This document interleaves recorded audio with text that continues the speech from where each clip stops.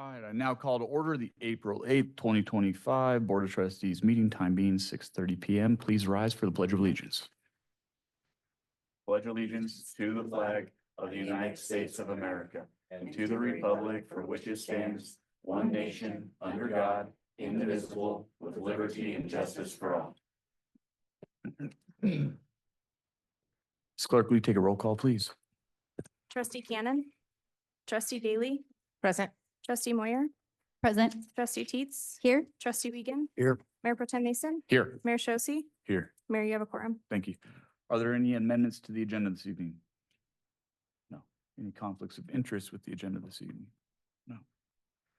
All right, now it's time for public comment. Members of the public wishing to speak, please sign in behind the podium, state your name for the record, and you'll be given 3 minutes to speak on non-agenda items.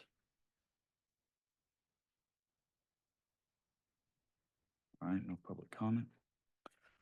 All right, I will now recess the regular meeting and open up the Liquor License Authority Board, time being 6:31 PM. Ms. Clerk, would you please take a roll call? Trustee Cannon. Trustee Daly. Present. Trustee Moyer. Here. Trustee Teets. Here. Trustee Wiegand. Here. Mayor Pro Tem Mason. Here. Mayor Shosse. Here. Mayor, you have a quorum of the authority. Thank you. Ms. Clerk, will you please read the title for item C1? Special event permit application for Wellington Main Street Program Brewfest. Thank you. And then Ms. Hannah Hill will present on this item. Thank you, Mayor Shosse. Hannah Hill, Town Clerk. Staff received the application for the special event permit for a liquor license on March 7th, 2025 for an event on June 7th, 2025. An appropriate notice has been posted. The application includes a diagram of the requested beer garden located in Centennial Park. Staff has reviewed the application with stakeholders and no concerns were noted. The applicant has provided proof of insurance, an email noting permission from the Town of Wellington Parks and Recreation Department for use of the space, and a certificate of good standing. And staff does recommend approval of the permit, and I'm happy to answer any questions. And Glory is here as well to answer Thank any you. questions for you. And Gloria, you wish to make a statement before we? Statement. Okay, Should I perfect. come up? Yeah, come on up. Any questions from the board on this item? Trustees, anybody? No, no questions? Glad to see you doing it again, so thank you. Yeah, Thank thank you for the engagement in the community.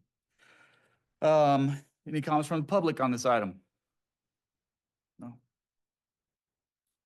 Ms. Clerk, make it a roll call, please. Mayor Shosse, Oh. I need a move. motion first. I move to approve the special events permit for the Brewfest. I second. Thank you. Ms. Clerk, make it a roll call now, please. Trustee Daly. Yes. Trustee Moyer. Yes. Trustee Teets. Yes. Trustee Wiegand. Yes, Mayor Pro Tem Mason. Yes. Mayor Shosse. Yes, Mayor, that motion passes. thank you. I'll now close the Liquor License Authority Board meeting, time being 6:33 PM, and reopen the Board of Trustees regular meeting, time being 6:33 PM. Ms. Clerk, will you please read the title for the items on the consent agenda?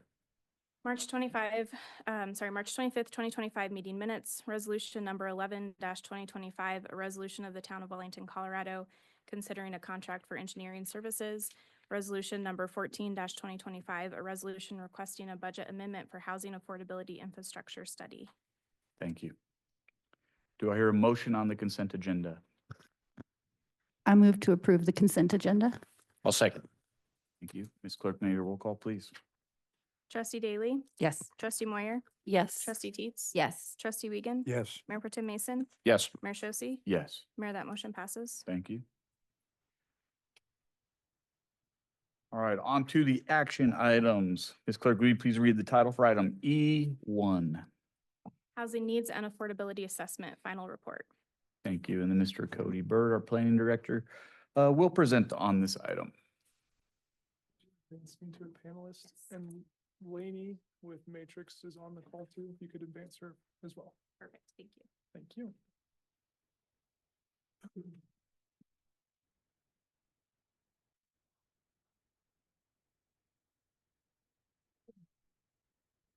Pulling up a slide presentation here.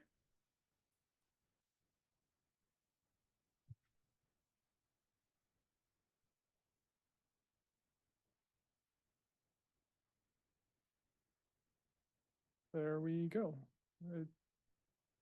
There. Always a slight delay. Good evening, Mayor and Board of Trustees. I'm Cody Bird, Planning Director for the town. Happy to be in front of you tonight. We'd like to share some hard effort that's been put into by our town staff, our consultants with Matrix Design Group, and our Planning Commission and Board of Trustees on a pretty important topic for the town. With me this evening, I'll be presenting. I've also got Dr. Christian Karen, who's here in person from Matrix, and Lainey Corey is on the call remotely as well. I'm going to introduce things here, and then I'll invite both of them up to come and say a few words. So I'm going to start this off with advancing the slides, maybe.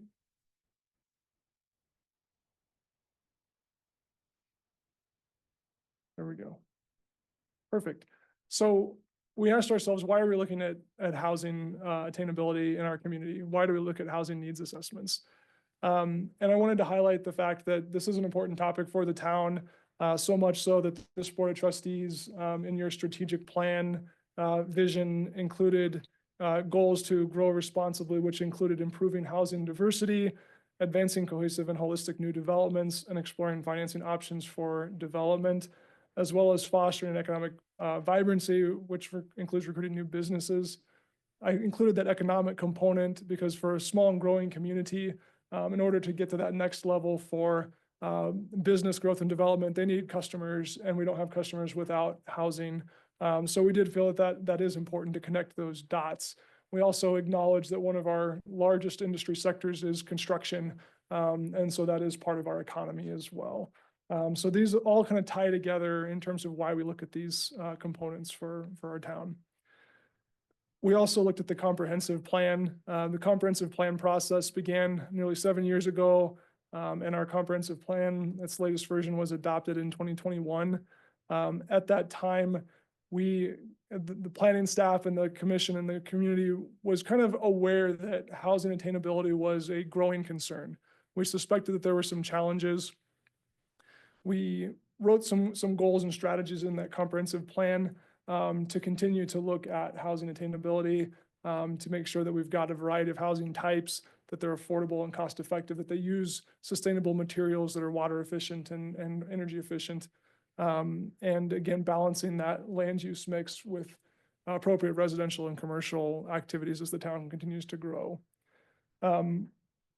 Following the direction from the board and your strategic plan, following the goals of the comprehensive plan, we pursued grant funding opportunity to conduct a housing needs and affordability assessment. And in doing that, that study is what we're talking about on this first agenda item tonight. In your packet is the final report of that housing needs and affordability assessment. This document in large part confirms what the community and staff had suspected, that we do have some housing shortfalls in our community. It is a bigger topic and possibly of more concern than we initially thought. The data really suggests that there is immediate action that's needed to start to tackle making sure that our residents have homes that are appropriate and affordable for their income levels. We found that not only did it confirm that there is a problem, but that trend data line is getting worse, not better. So we really need to kind of stay on top of focusing on what this means for our community. To give you a little bit of background, kind of procedure and what this process has looked like, we went under contract in July of last year with Matrix Design Group, and we dug into the data, the analytical side of this. Christian and team did a substantial data analysis of available information related to housing affordability, income levels, population for Wellington, what our needs are, and they consolidated all that into the housing needs assessment and housing needs and affordability assessment report that you have in your packet tonight. We shared this with the Planning Commission and got their feedback a couple of times. We've brought this to the Board of Trustees once in draft form for you to take a look at and seek some guidance on that. And just last night, the Planning Commission accepted the final report, the same version that's in your packet this evening. I also want to highlight that as part of this process, we did seek substantial public engagement and community engagement.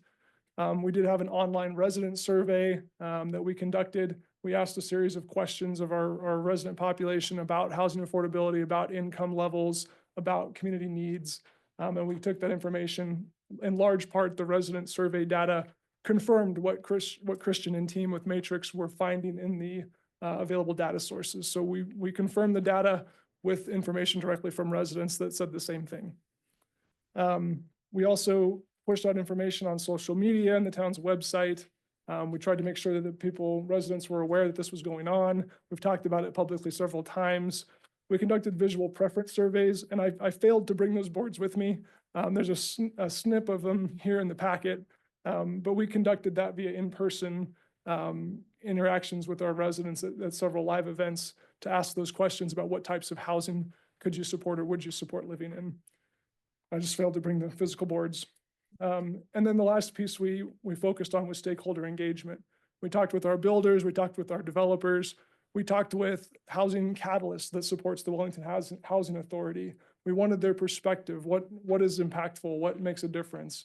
What are the hangups in developing housing that meets our residents' needs? We also branched out a little bit further. We talked with real estate agents. They're the ones who are selling homes and writing lease agreements to get their perspective. We talked with the food pantry. We talked with Boys and Girls Club and Matthew's House in Fort Collins. We talked with Habitat International. We tried to get a very broad perspective. These are the individuals that work directly with housing needs. We wanted their perspective. So we've incorporated that feedback in this housing needs assessment. So I want to take a moment to invite Dr. Christian Karen up here to share a few of the highlights from the housing needs assessment. And then we'll invite Lainey Corey to share some of the perspective of what that means. Christian? Thanks so much, Cody. Oops, too close. Yeah, so I just want to start by thanking you all for the opportunity to be here.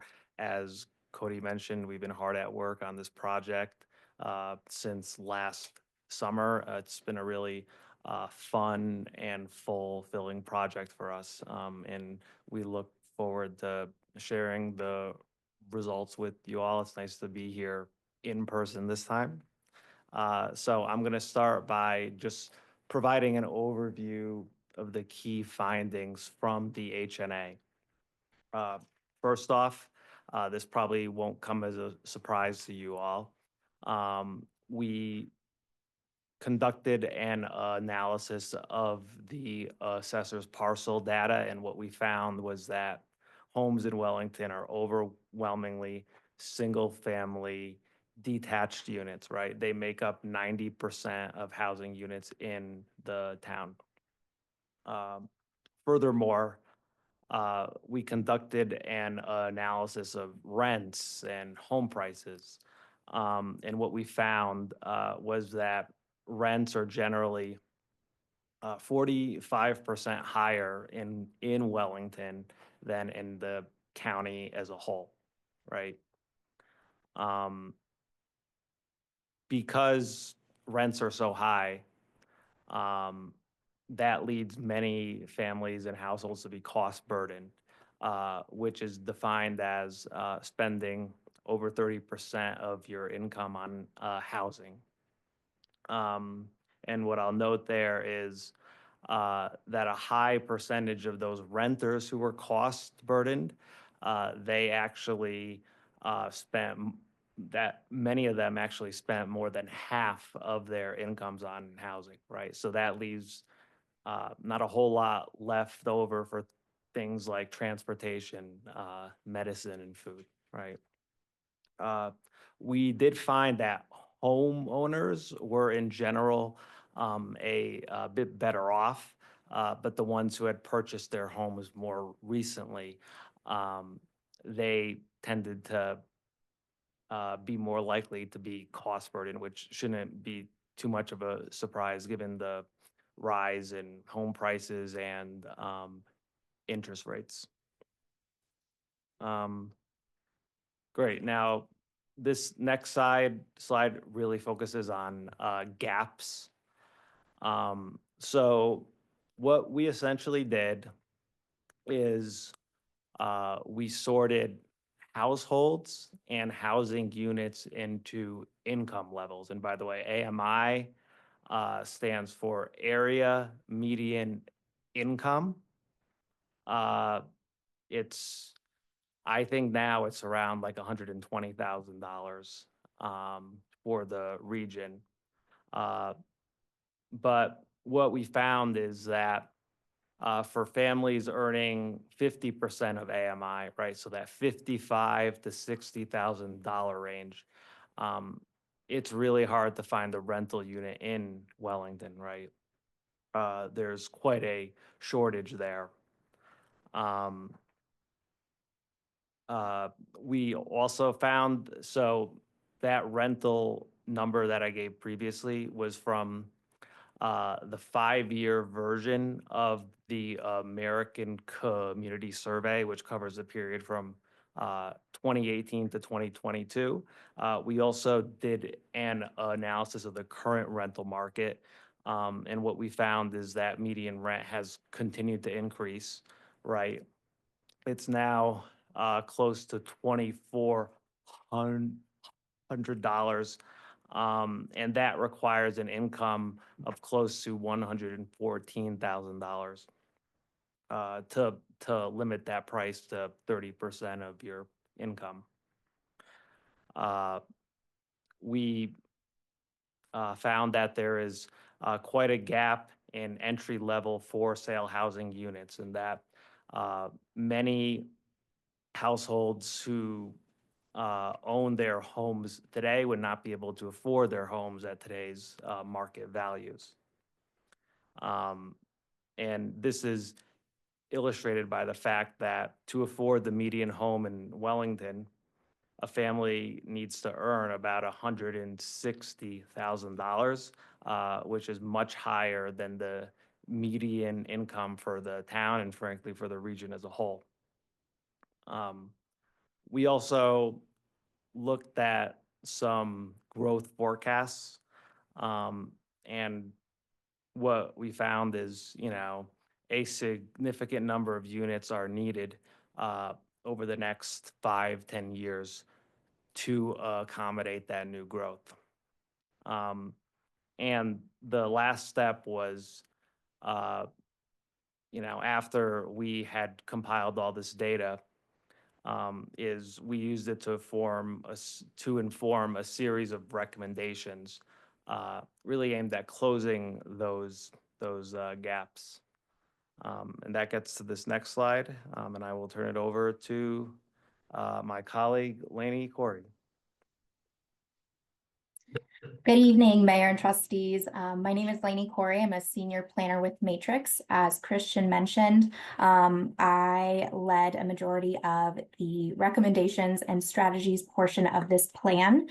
So before we even get into that, I really want to give you some insight on where and how these recommendations were formed. And so Christian went over, some of the data, some highlights.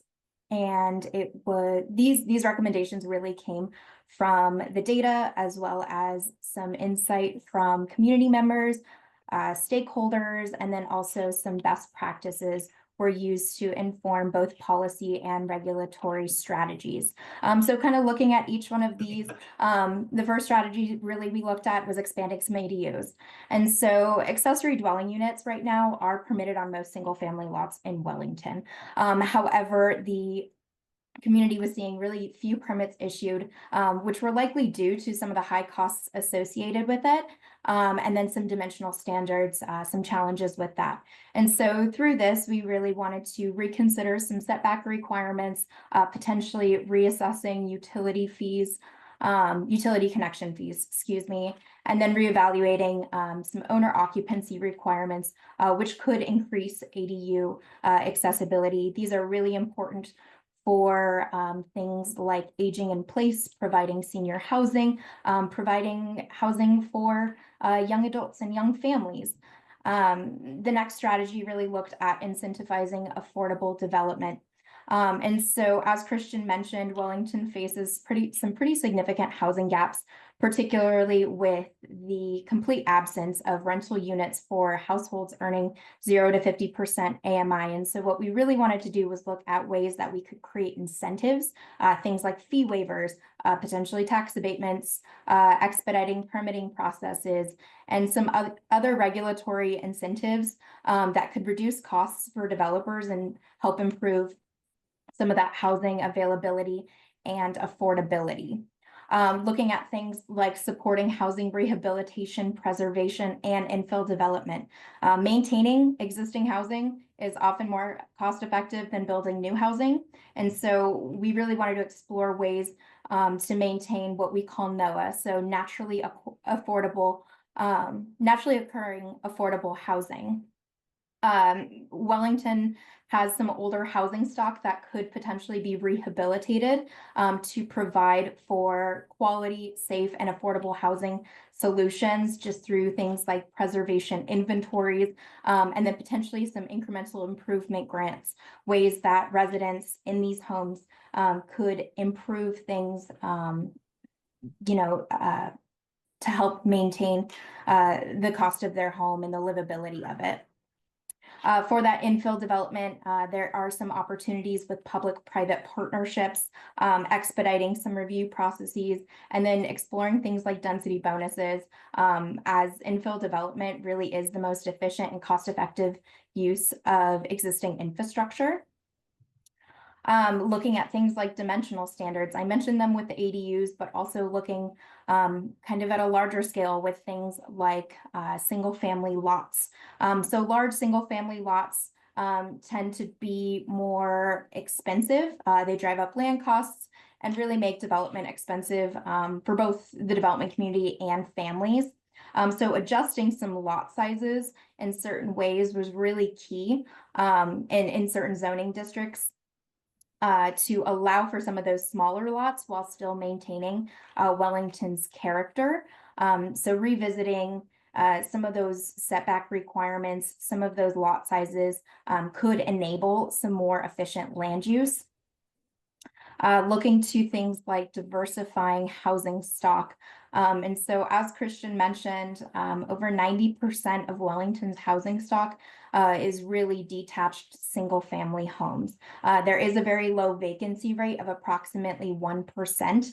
And so evaluating opportunities for things like increased multifamily and density near the comprehensive plan's designated activity centers could help lower the cost per unit when it comes to building and provide for some more diverse housing options in the community. This next strategy, just providing more senior housing options, just facilitating aging in place. This is a really great place for a lot of communities to start that are newer and just moving into the affordable housing space. So seniors really have been instrumental and propelled a lot of recent growth in Wellington. And so it's really important to make sure that there is the housing that can accommodate aging in place. Things like some of those incremental investments that I talked about earlier, supporting the preservation of that housing comes into play, but also looking to develop senior-specific housing options to address the expensive costs associated with housing for seniors. And then lastly, something that we looked at were different funding opportunities, both through HUD and DOLA. HUD offers a number of funding programs that we identified that Wellington really could leverage and use to address some of the housing gaps. And then DOLA, which is Colorado's Department of Local Affairs, they provide a number of grants and technical assistance that Wellington could pursue to support a number of these housing initiatives. So kind of with all of these recommendations, it's really important that we kind of had a follow through or a next step, and that's the implementation table. And so you'll kind of see these the implementation table broken out by short-term strategies, medium-term strategies, long-term strategies and ongoing strategies. So for each of the recommendations in the plan, we wanted to make sure that it was specific and that it was targeted in how these could be implemented.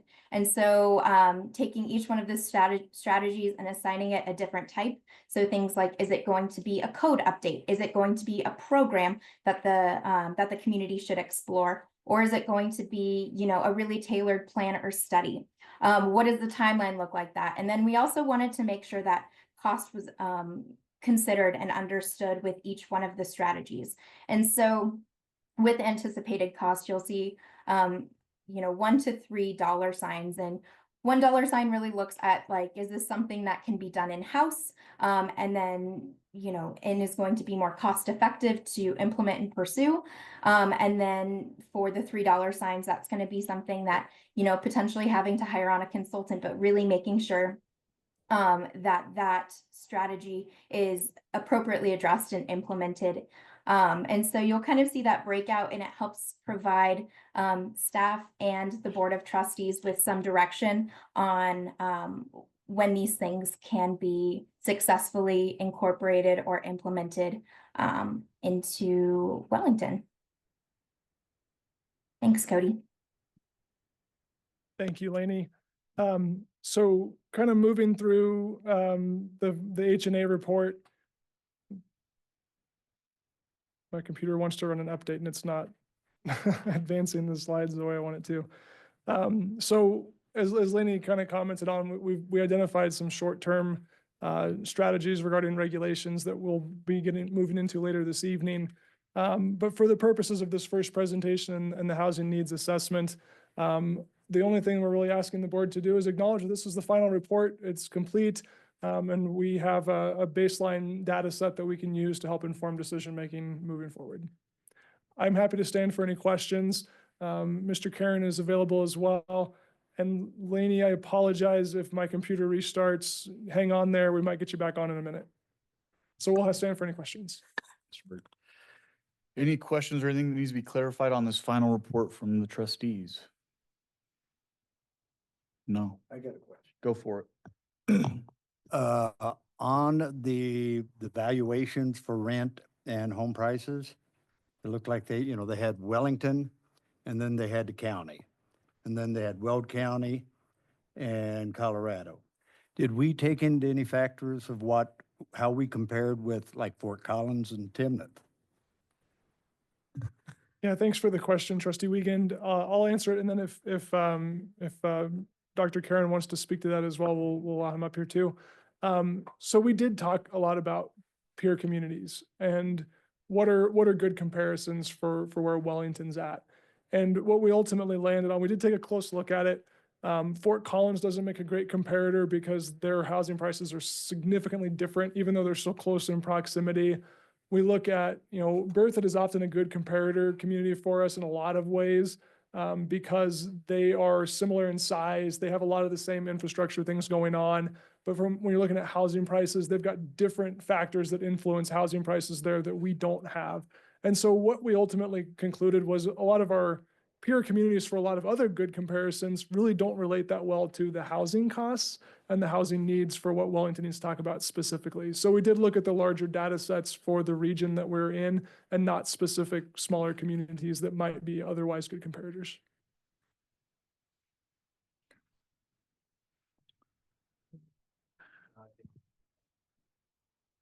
I just want to verify that we are only recognizing that the study was complete and there's nothing formal, no decisions are made off of this. Right.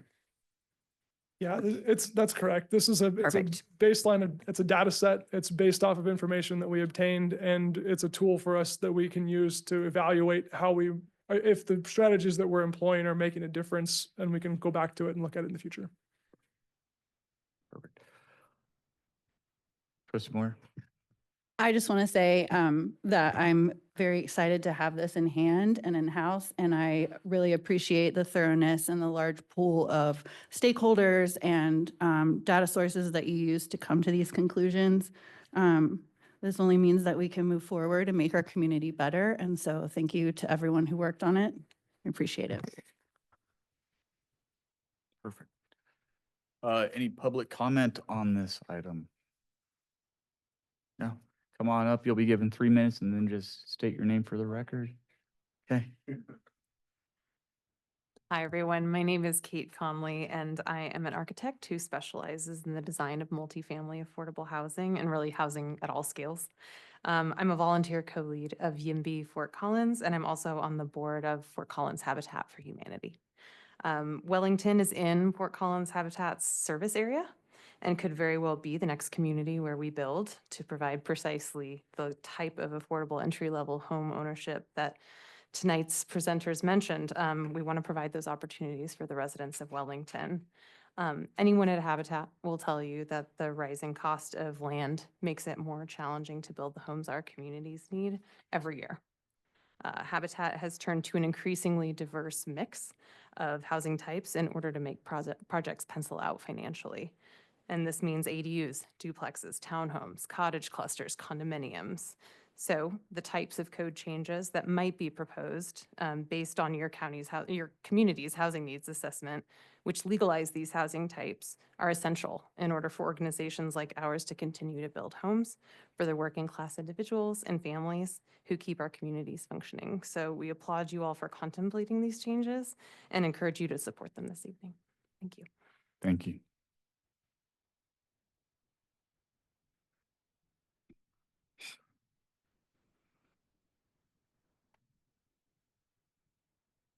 My name's Aaron Blackstone. I represent the Housing Catalyst and Wellington Community Housing, who manages affordable housing in the town of Wellington. Our current portfolio consists of 42 affordable housing serving families and seniors. First, I want to thank the Board of Trustees and staff for completing the House Needs Affordability Assessment and for proposing updates to the town's land use code. Sorry, it's my first time talking up here.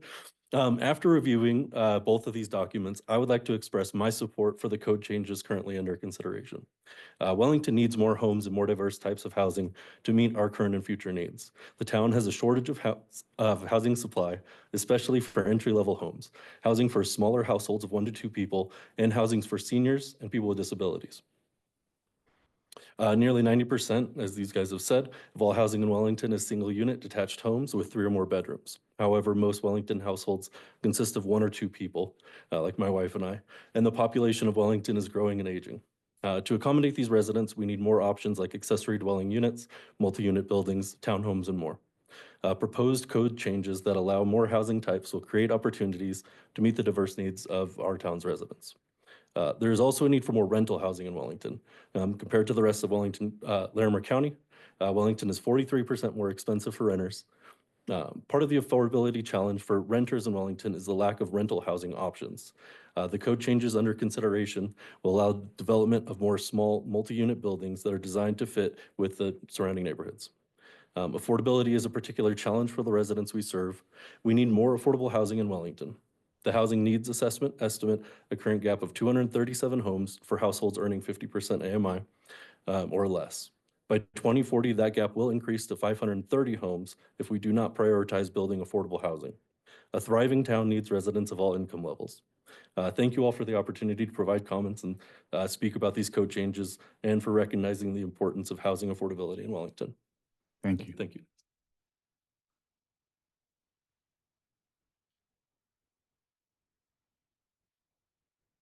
All right, and to recognize this, we're just going to call for a motion of recognizing that this final report is done.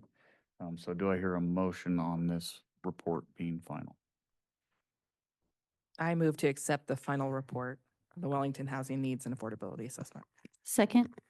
Thank you, Ms. Clerk. May I get a roll call, please? Trustee Daly, Yes. trustee Moyer, Yes. trustee Teets, Yes. trustee Wiegand. Yes. Mayor Pro Tem Mason, Yes. Mayor Shosse. Yes, Mayor, that motion passes. thank you. Ms. Clerk, will you please read the title for item E2? A public hearing on proposed amendments to the land use code to increase opportunities for housing affordability. Thank you. And once again, Mr. Cody Bird and then Brittany Lenore, Planner 3 will present on this item.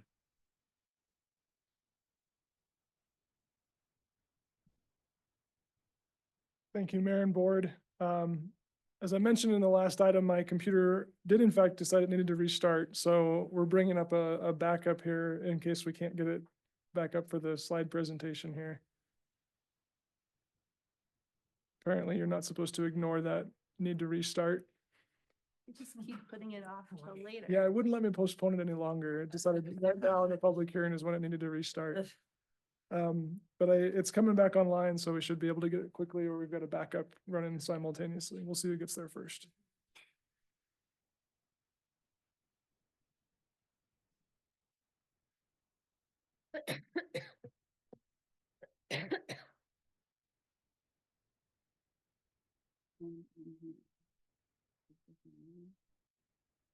Yes, and then we need to connect you to the Zoom meeting to share it also. Yeah, so we've got two parallel paths.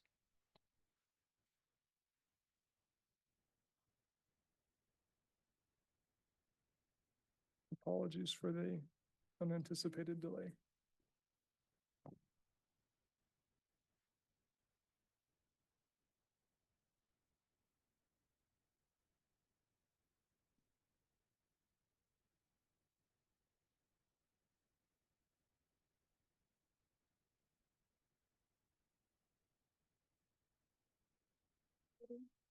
I can share my screen with the presentation if you'd like. And If you- just click If through you the have slides it, for you. yeah, that would be awesome.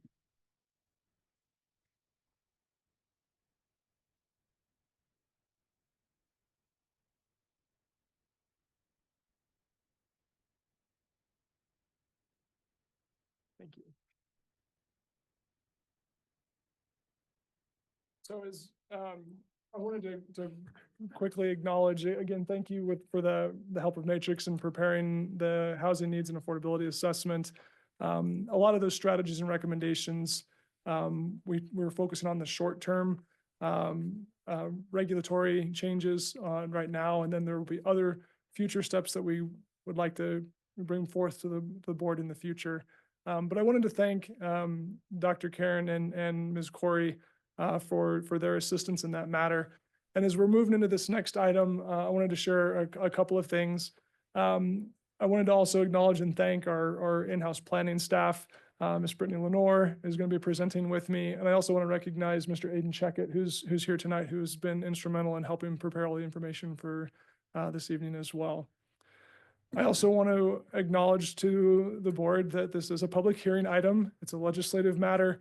And if you don't mind, I'd like to go through my spiel on public hearing procedure, just so everyone who is attending online and in the room knows what to expect in terms of process. In just a moment, I'm going to turn things over to Ms. Lenore, who's going to introduce the staff report. Your staff report's in the packet, and we have presentation slides.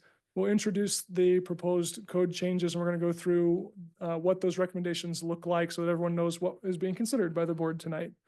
Following the staff presentation, if the Board of Trustees has any questions for staff that are clarifications, what did this mean? What was the recommendation there? We can answer those questions, but we'd encourage you not to engage in deliberations because that's going to come a little bit later. After you have any clarifying questions, we will open the floor, the mayor will open the floor to public comments. We'll invite individuals from the community to come up and share what comments or feedback they have. I feel like you maybe got a little bit of that here on the last item, and that's okay. If they'd like to speak again, that would still be welcome and accepted. Following the close of the public comment period, there'll be an opportunity for staff to provide any closing remarks based on what we heard in the public hearing. If we need to clarify or explain something, we can do that then, and we'll give it back to the board for your deliberations. We also point out that in this public hearing procedure, the way we present these, we'll close the public hearing as this agenda item, and we have a separate agenda item where there's the actual proposed ordinance that the board can consider. It just helps to break those apart so that it's a clear, this piece is complete, and now we're moving on to that next piece. Any questions on public hearing procedure for tonight? Very good. With no further ado, I'd like to introduce Ms. Brittany Lenore to begin our presentation. Thank you, sir. Good evening, Board of Trustees. As Mr. Bird said, my name is Brittany Lenore. I'm a Planner 3 here with the Town of Wellington Planning Department. And so tonight we will be talking about, sorry about that. proposed land use code amendments based off the recommendations in the housing needs and affordability assessment.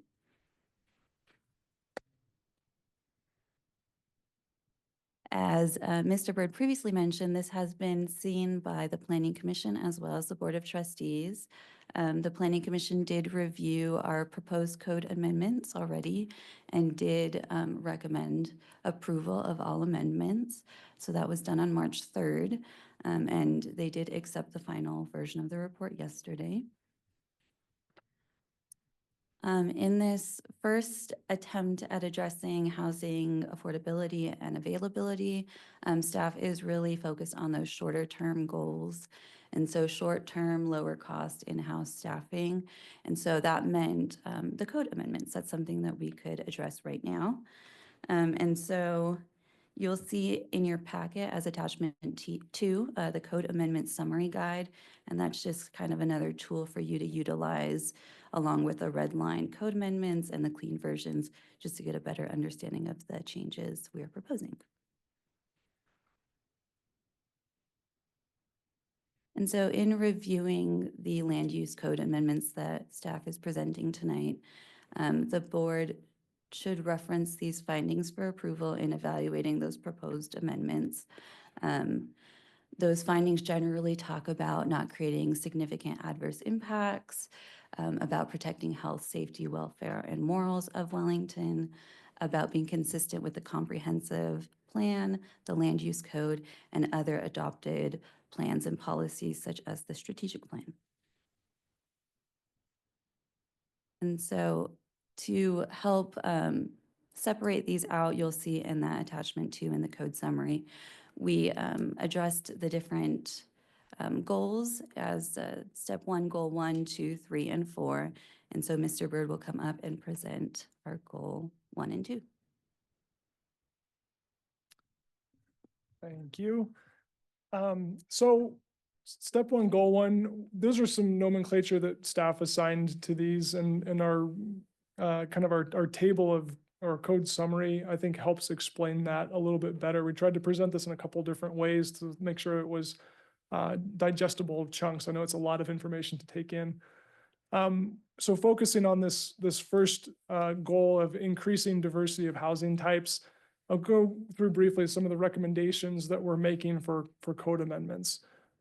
First of all, we tried to look at this very holistically to make sure that we've evaluated the whole code, didn't leave something out, make sure that there were no conflicts, and that we've adequately addressed the entire need. So we took this from a top-down approach. We looked at the district intent statements. For each zoning district within the town, we have identified a purpose statement or intent statement that says this is what this district is for. And as we're looking at our residential zoning district categories, we are recommending that those intent statements specifically acknowledge and recommend that a diversity of housing type is important to those districts, and including our planned unit development districts. That the goal of those housing residential zones should be to promote a variety of housing types and housing affordability. So we updated some pretty simple modifications in the intent statements to help address that need. The next change that we are recommending for manufactured homes, if you look at the use table, manufactured homes are already allowed as a use by right in most of our zone districts. However, they were not identified as a use by right in the R3 medium density zone district. And to be perfectly frank, we think that might have just been a miss or a clerical typo when we went to codification, because manufactured homes are allowed by law in all residential zone districts. So one, we think it's a good practice. 2, it's a law, we kind of have to do it. So we're recommending getting that cleaned up. The next change that we're proposing is to look at allowing multifamily dwellings in the R4 downtown neighborhood district. When we looked at this one, we looked at where are the naturally occurring affordable housing units. Many of those are in the older part of town. We looked at what are our existing structures in the R4 zone district. And we have a number of properties that have attached units with fourplexes, duplexes. We have a duplex that is I'll call it a stacked duplex or an over-under duplex. It's 2 units, top floor, bottom floor. All of those are viable housing, affordable units under the terms of what we present in the HNA. They allow that diversity of housing type, and many of them are not presently allowed in that zone district where they're already existing. We felt that that was a pretty important piece to acknowledge that these are housing types that are already in our old town, downtown neighborhoods. And we felt that with appropriate protections for scale, for architectural character, that duplexes, fourplexes, attached units, even small apartments in an appropriate scale would be a good fit and a land use type compatible with the R4 zone district. So we made a recommendation to allow multifamily dwellings as defined in our land use code to allow that to happen. The next piece is related to that first one. I mentioned it, that we've recognized that the R4, the downtown neighborhood zone district, had a lot of dialogue and feedback when we were going through our comprehensive plan and land use code. And a lot of the resident feedback that we heard during those processes related to, at the time, we were proposing maybe the downtown commercial wants to grow. Our residents that were impacted by that in the R4 said that's really not what we want. And so we pulled that piece out. That did not make it into the land use code that was adopted. We also had proposed increasing some density around the downtown, because a lot of people want to be downtown. They want to be able to walk downtown. They want to be able to live near that excitement of our downtown events, our parades and other things.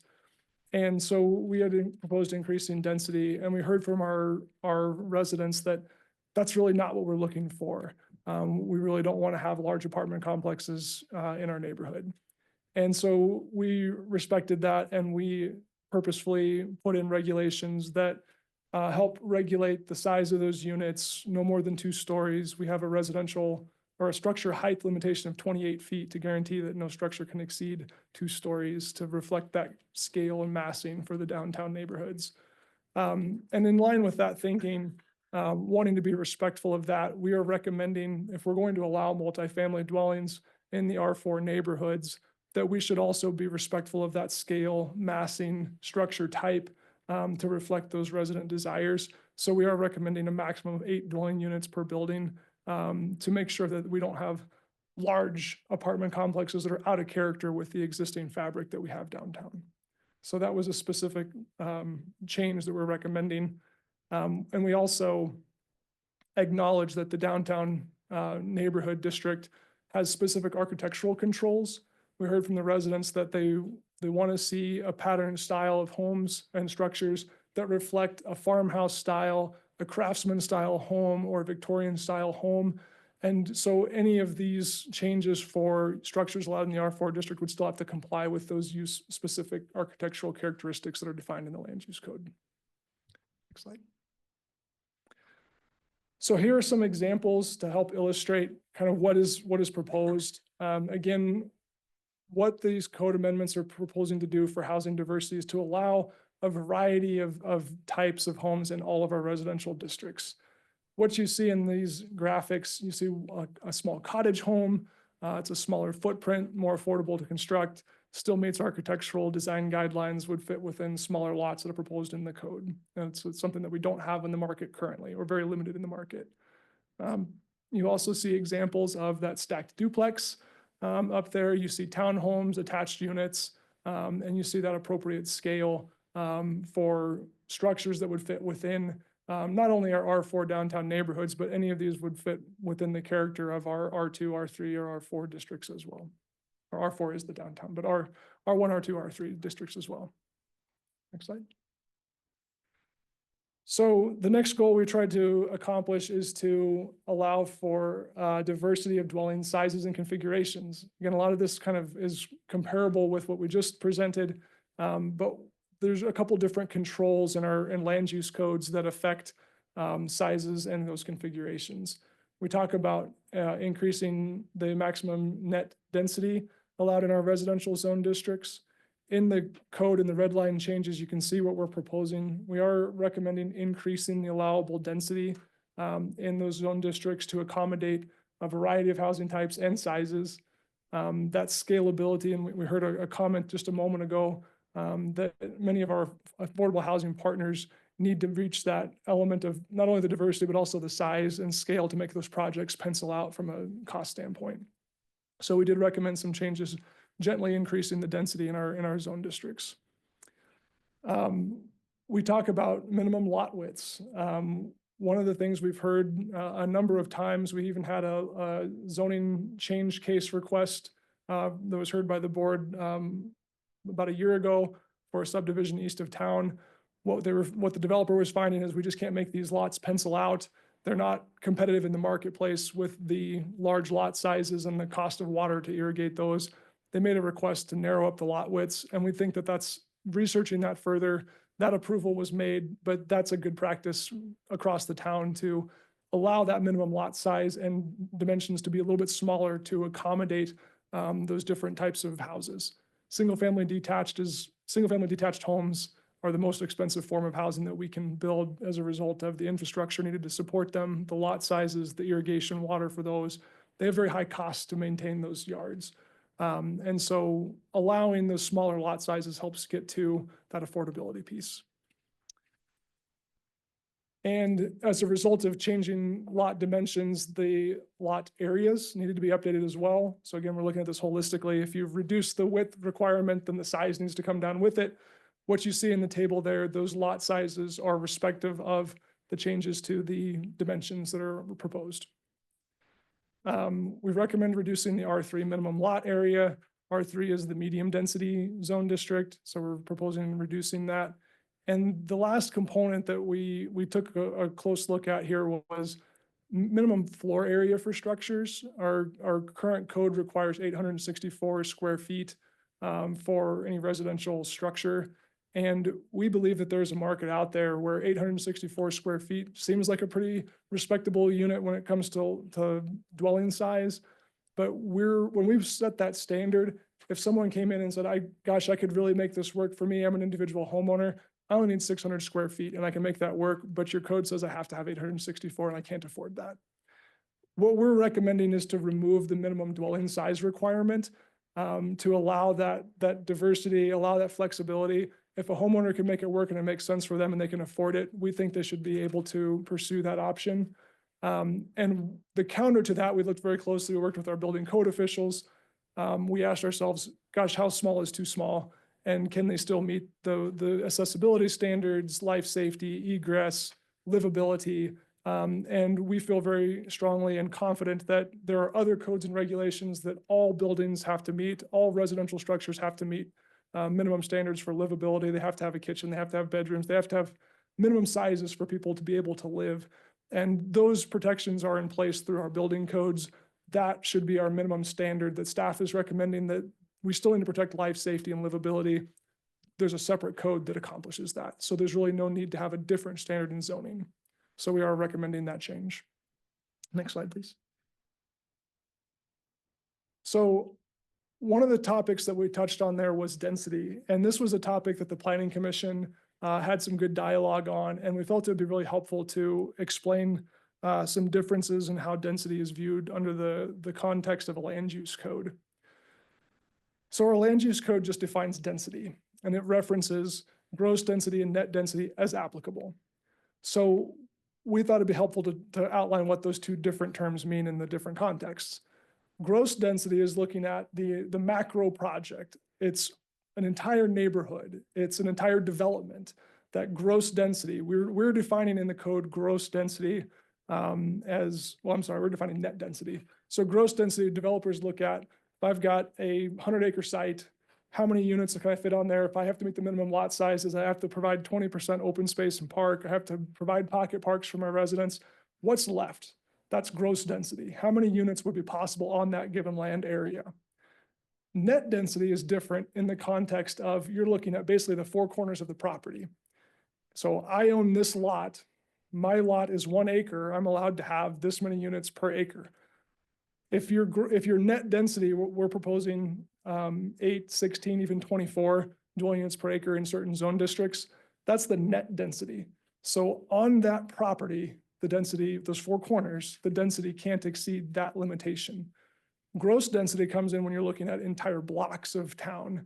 The gross density is not going to be significantly impacted by an individual lot where the net density is increased to 12, 16, or even 24 dwelling units per acre.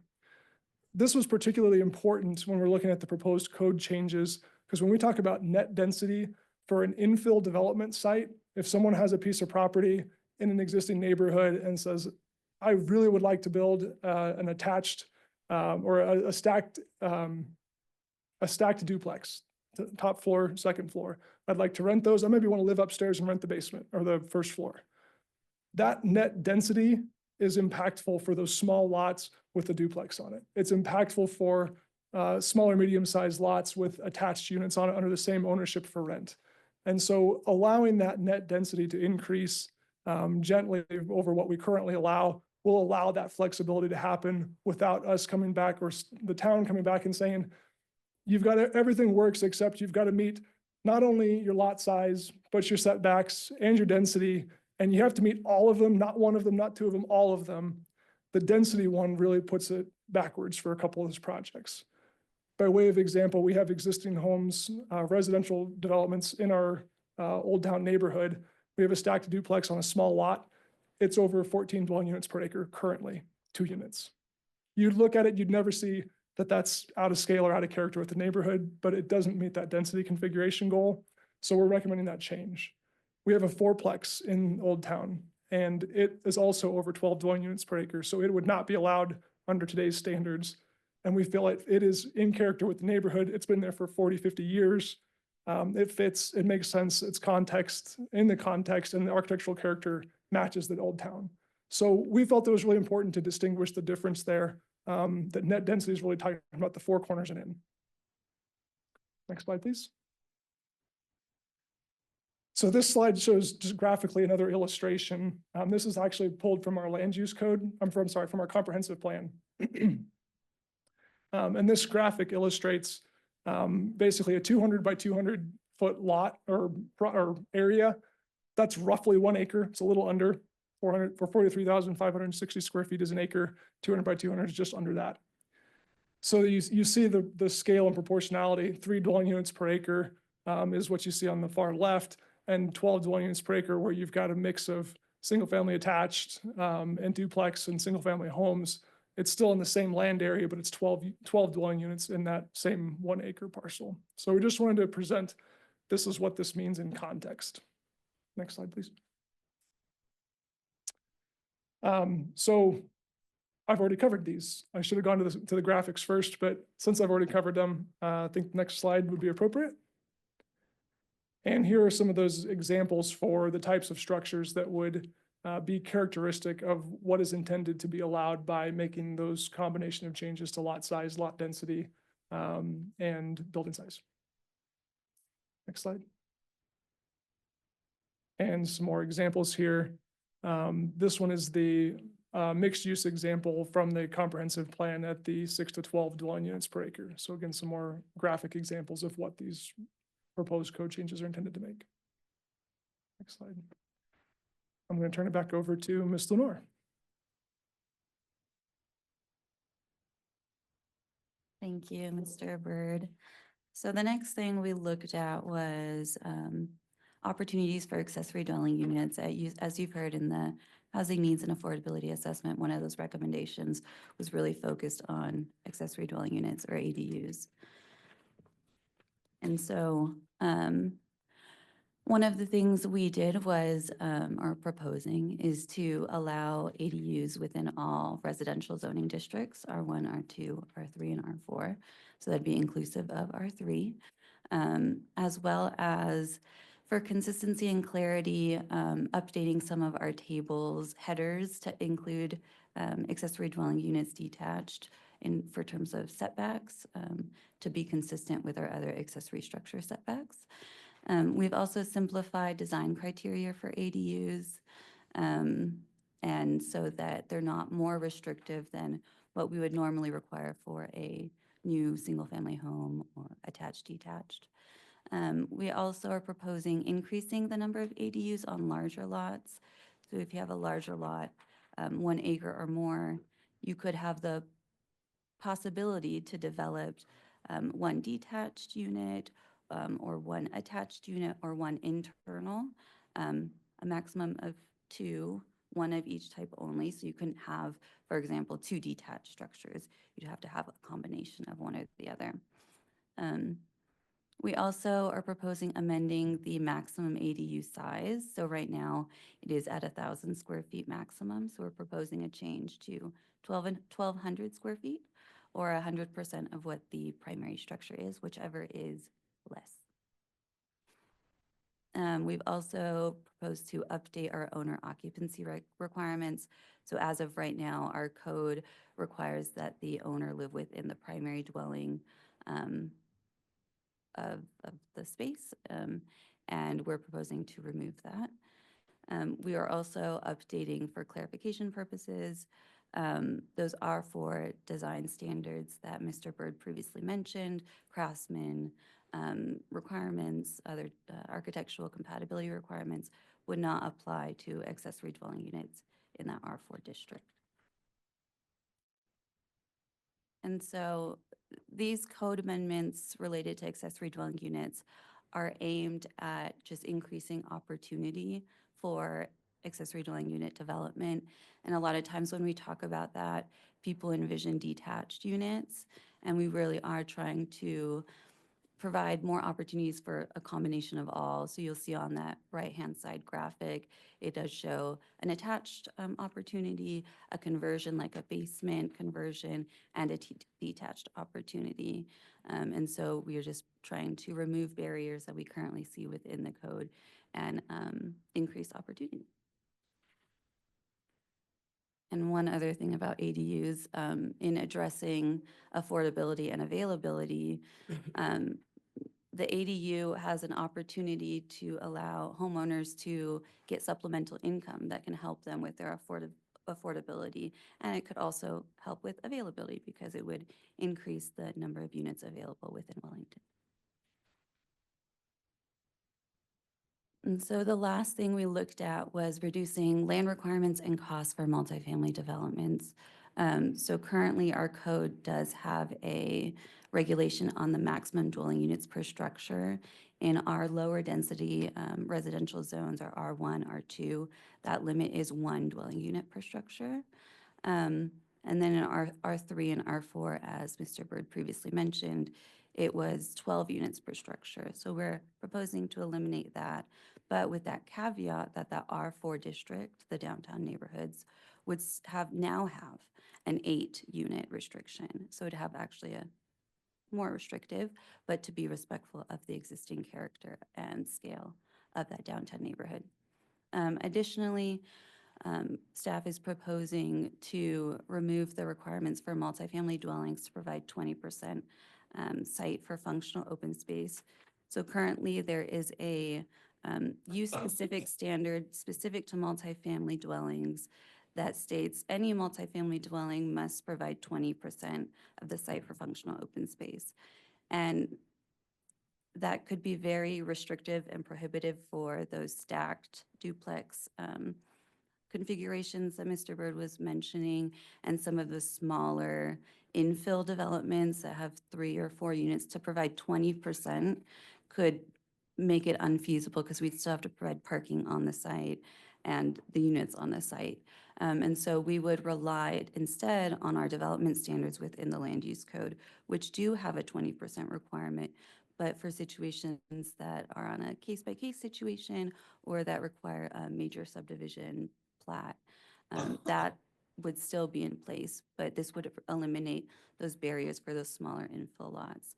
The last thing that we did was look at updating our parking requirements for multifamily. Currently, they require 1.5 spaces for a 1-bedroom, 2 spaces for a 2-bedroom, and 2.5 spaces for a 3-bedroom. So we're proposing to reduce that by half a space. And so in doing these amendments, we do hope to encourage infill development, and that it does allow a good use of existing infrastructure. We wouldn't have to extend infrastructure because we'd be utilizing infill development that already has that infrastructure in place. And so that could protect our natural environment more because we're encouraging that infill. And also with that parking space, you'll see this graphic or visual to the right. A two-bedroom apartment is the same size as 2 parking spaces. And so reducing that parking space requirement down by 0.5 spaces could provide more opportunities for more units, but still have parking that is consistent or appropriate for the bedroom count. And so I will let Mr. Byrd finish us off.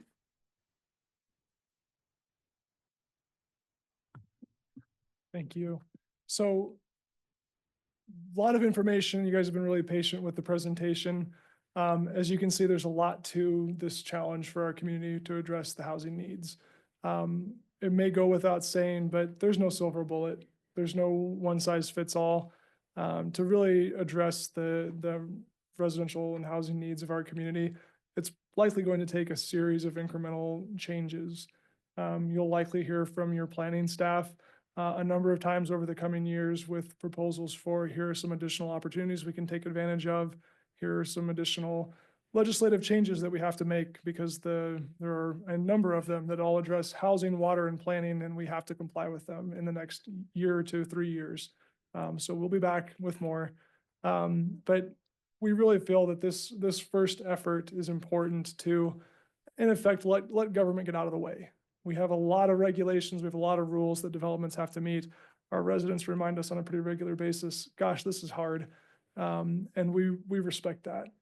This series of code changes that we're recommending, your planning staff feels is really kind of the minimum needed to get out of the way. We've got a lot of these rules that limit the ability for creativity, and we would like for our housing partners, our innovative developers, our affordable housing partners to help us find creative solutions to meet these needs. The least we can do is to remove the barriers. So that's what we're presenting to you tonight, and we feel pretty strongly that we've taken a holistic approach to remove those and get back to a minimum that would be appropriate for Wellington. So those are our presentation. I think the last slide is just questions segue into the next step. What, again, as a reminder, this was our presentation. You'll have an opportunity for public comment. We have a separate agenda item for the ordinance presentation, and the actions for the board tonight are outlined here. If you agree with the recommendations of the staff and the planning commission, you can adopt an ordinance affecting these changes. If there's elements that you aren't comfortable with and you want to make amendments to that, staff and our legal counsel are here tonight to help find what the right fit is that makes sense for the board, and we can help you craft a new motion to adopt an ordinance with revisions. And if there's items that we simply can't figure out tonight, those items could be pulled off and handled separately at a later date. So that's always an option for the board to consider as well. So with that concludes my presentations. Thank you for your patience, and we'd stand for any technical questions before we move into a public hearing. Perfect. Thank you. Any clarifying questions from any trustees on what was presented? Trustee Moore? Wiegand? Mr. Daly?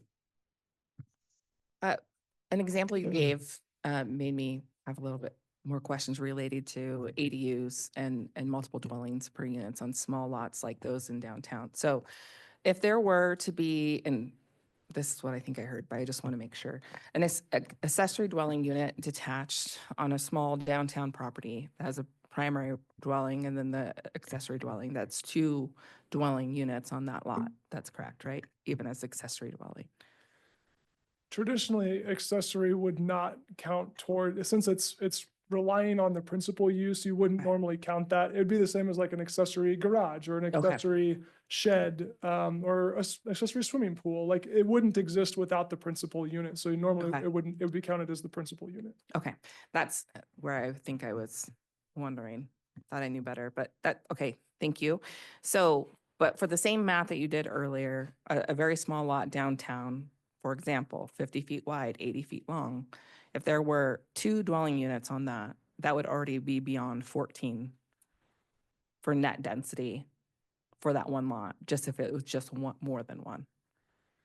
without doing the math on Oh, the I specific did the math. dimensions, yeah, Yeah. I didn't calculate that specific scenario, but the basic premise exists that for that small lot, actually, the simple math would be at, 1 acre is 1 dwelling per unit, 2 dwelling units on the same acre is 2 dwelling units per acre. So you do the math in simple numbers, and it doesn't take long before you've exceeded the 6 dwelling units that's allowed per acre. Okay.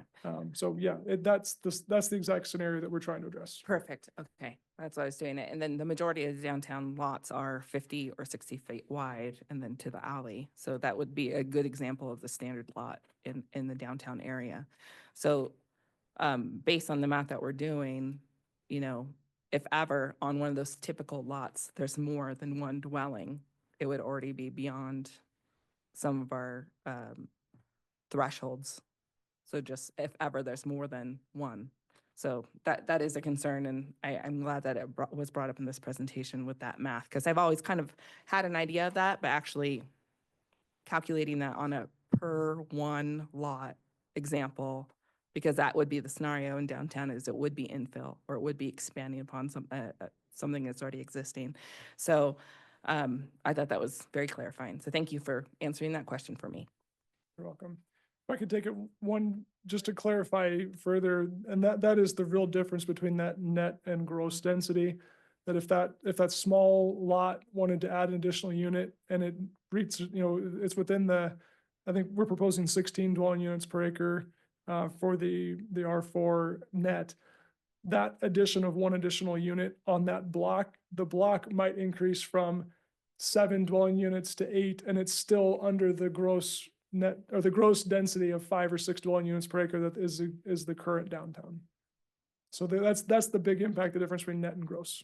And the table of dimensions refers to net density, and that's why we distinguish the difference there. Thank you very much. Thank you. Mayor Pro Tem? I don't have any questions regarding this specifically. I'll have a number of comments later. Perfect, thank you. Trustee Teets? I do have a few comments. You had made mention that a lot of the dwelling units that reside in R4 right now that have the multiple units per housing, you said they're not allowed in our code. So are they not allowed in our code according to now, or are they grandfathered in until more than 50% of their property is demolished and then they have to apply for a permit to be rebuilt? Thanks for the question. I'd like to clarify that. When I said that they're not allowed by code, the current code would not allow those structures to be constructed today. The thinking there was these structures already exist. They were found at one point to be acceptable within our downtown. Why are we now prohibiting that? We'd like to allow those units to be built if someone says this is the project I want to build. Got it. To kind of stem on that, when you had discussed that residents, I'm clarifying this is not a public hearing at this time, or this is? This is a public hearing on the proposed amendments. Okay, sorry. Well, there was no conflict of interest or ex parte asked, so I wasn't able to. So I will state that there is ex parte communication related to, I was involved a lot in the initial land use code, and then we also did receive multiple emails from residents before this meeting stating specifically their wants and needs from R4 district, people that a petition of almost 200 people stated what they were and were not interested in. And then I would assume that we also have someone who sat on and approved and did the land use code. So I just want to make sure that we're stating conflict of interest and ex parte communication. Can you explain to me more a little bit? No, I did not actually do the land use code. I was involved in the zoning map. And Mr. Sapienza, could you maybe speak to the conflict and ex parte? Yeah, this is an odd item and an odd hearing. Under our land use code, we treat these amendments to the land use code as a public hearing, and that's why this process occurs the way it does. This is not a quasi judicial hearing. This is a legislative matter. So the ex parte communications and conflicts of interest, you should always disclose. Ex parte communications don't need to be disclosed for this item because it isn't quasi judicial. It's purely a legislative matter. You're amending our town code. I think the list of procedures that was included at the beginning was kind of the standard public hearing list, but in this particular case, that's unnecessary because those are for quasi judicial hearings. This is a legislative hearing. It's a little different. It's treated similarly in some respects because of our land use code requires it. But of Got it. course, So in the listing, that's inaccurate, that it does not. It does not need to be. Ex parte communications do not need to be disclosed. Certainly, conflicts of interest should always be disclosed. Okay, perfect. So can you explain a little more to me? I was available for most of the land use code conversations with residents prior who were very specific on their wants and needs for the community. And I know that 4 was the discussion previously for the desired units. The exception came to 6 to make all parties appeasable. And now we're transitioning to 8. Can you talk more about the public power that was in that when they specifically stated, and I say 200 on a petition, stated they are not interested in the 8 dwelling units down in R4 in downtown? So if I understand the comment, yes, we did go through, I alluded to this earlier in my presentation as well. We did get a lot of conversations or dialogue with and from our R4 residents. There were some considerations that there was a petition circulated. We don't have any, it's not a typical petition. It's not something that the town asked for. It was led by residents. So we don't have much insight into, what the needs and methods were for procuring that. But we did hear from the residents. I personally met with groups of our downtown residents over a long period of time to get specific feedback and tried to address what are those concerns. And a lot of the concerns that we heard were addressed in the land use code update process by not putting the commercial context in the R4 neighborhoods, which was a big concern of the residents, to limiting the density. There was a lot of conversation around the character of those neighborhoods, that we didn't want to have just, large squares of units. And so the land use code process really got into that public sentiment, the downtown neighborhood sentiment at that time, and specific provisions were put in place to address those concerns. The commercial uses allowed in R4 were extremely limited, and some even require conditional use hearings. That was a provision that was kind of agreed upon. The scale was limited to 2 stories by virtue of the structure height to prevent large, buildings or massing. That is, when I say massing, that's talking about the bulk of the building, to make sure that there's a scale that's appropriate for our downtown and consistent with what's existing. The architectural character that I mentioned earlier, there was a strong desire to reflect a consistent theme of farmhouse, Victorian, or craftsman style structures. And so those specific provisions are built into the land use code and would apply to any new structure being built there. As Ms. Lenore alluded to, we are recommending that maybe ADUs that are in a detached ADUs in a backyard probably don't need to meet that same standard, just like we probably wouldn't expect a shed to have a craftsman style to it when it's accessory and low visibility. So that's an exception to that rule that we're recommending that can be discussed by the board. But so those provisions that are in the land use code are still there today. And as a result of trying to achieve some different housing types, housing variety, allow some appropriately scaled infill development, we did recommend allowing those different structure types, increasing the net density slightly to accomplish that for those small lot scenarios that was described by Trustee Daly. But we also felt the need to confirm that those residents had concerns that there's a limit where you reach that's too big. And we had recommended 8 dwelling units per building as that respectable scale pattern, knowing that you've got to meet the height limitations, the setbacks, the other requirements. That seemed like an appropriate scale for the context that exists in that fabric today. Got it. So if I wanted to say I go to Home Depot and I buy a shed from Home Depot and I put that shed in the backyard and I run my required sewer, power, items like that to it, will that under this new code be classified as a dwelling unit? I'm not sure that's I understand the context. That's probably not a great example. But the residential structures have to comply with the building code, and those kits that are purchased don't meet those codes. Just because you add plumbing and electricity doesn't make it a residential unit. So it would have to go through a permit process, go through building plan review, and meet all the criteria for a residential structure. Sheds do not meet that criteria. Oh, okay. So was it not just discussed with ADUs that we were removing those extra building restrictions, that it had to match the That's- quality of? I can speak to that. Okay. The element that we're recommending removing is the architectural embellishments of the farmhouse, craftsman, or Victorian style. The theme that the downtown residents said this is important to protect the vision of our downtown neighborhoods to look like Victorian craftsman or farmhouse style structures. The ADU provision that we're recommending is if someone proposes a detached ADU that's in the backyard, detached, it has to meet the front yard setback, has to be behind the front wall of the building. So you're really not going to see much of it. So our recommendation was to keep those accessory dwelling units in that more affordable range. Do we want to require craftsman style embellishments on that? Do we want to require Victorian ornate embellishments on this ADU if it's there to try to make it more affordable? Why are we adding cost to it? So that was the component that we're recommending removing. To your earlier point, a shed, you could put ornamentation on it, but that doesn't make it a dwelling. You could add utilities or plumbing, but that doesn't make it a dwelling. Those have to be specifically reviewed to meet all the residential codes of a residential dwelling unit. Got it.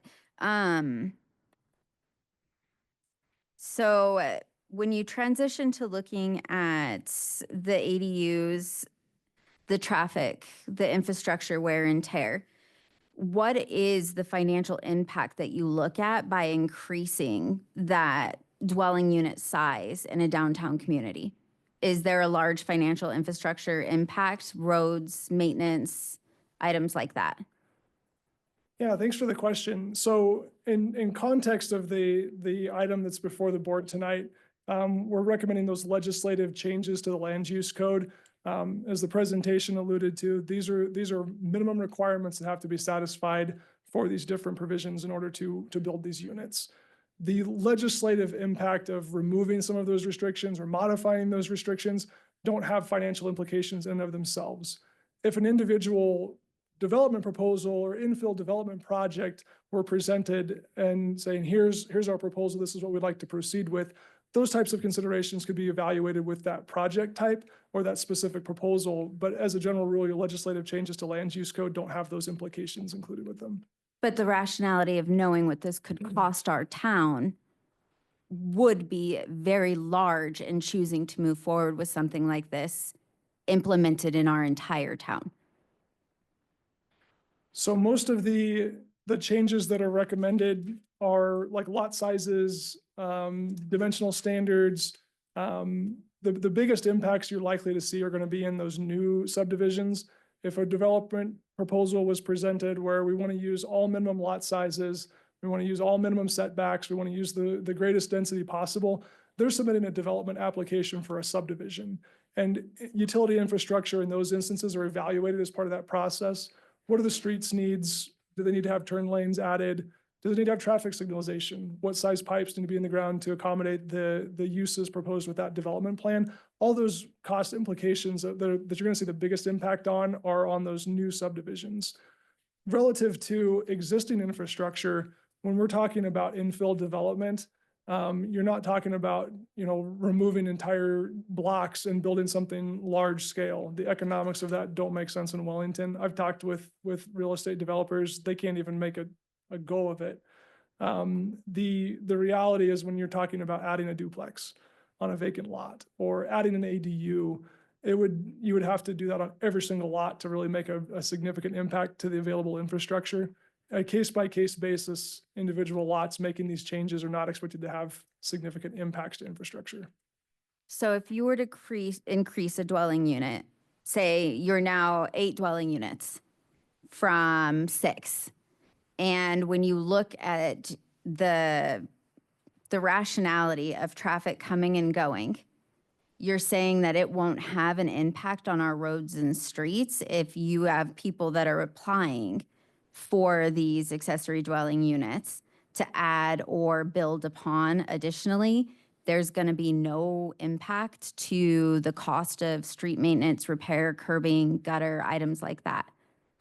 I think you're getting a little beyond the scope of the public hearing tonight. I'm really not, though, because it's an understanding of what the cost is and an implication when you look at approving this townwide. I think we are out of that scope right now.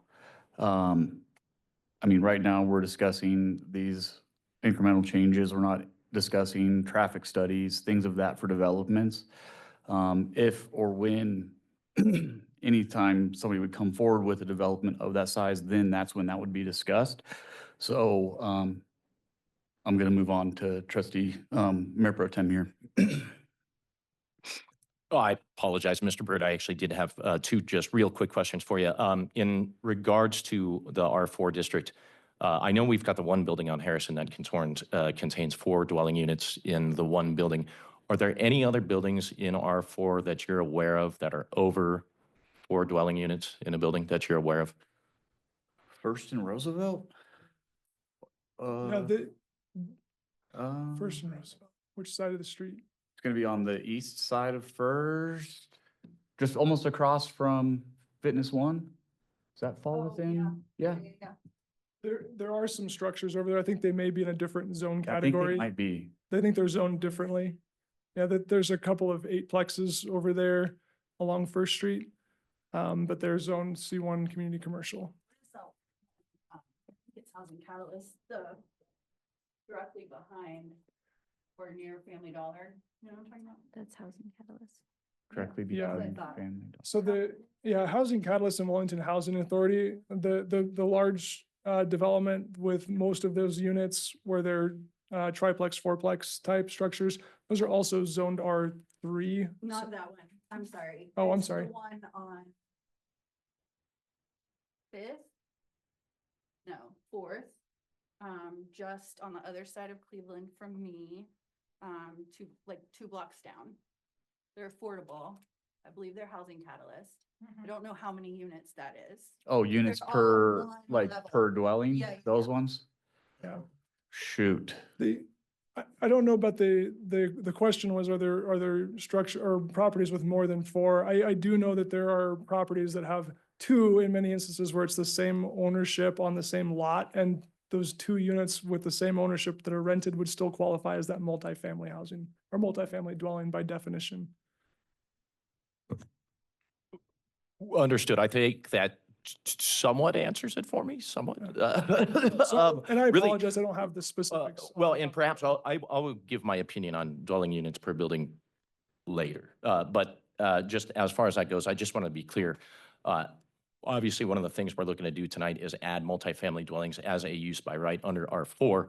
I just want to be clear, currently that is not the case. And so, for example, that building on Harrison, God forbid it was to burn to the ground or something like that, under the current usage standards, if that building did burn more than 50%, it would not be allowed to be rebuilt under the existing code. Is that correct? If a structure were damaged, I'm going to be really careful not to get into specific properties, but what the land use code provides is in Article 7 is non-conforming uses and non-conforming structures. It has specific guidance on what happens in those circumstances. And those cases are handled on a case-by-case basis. So I want to be really careful not to paint a blanket picture.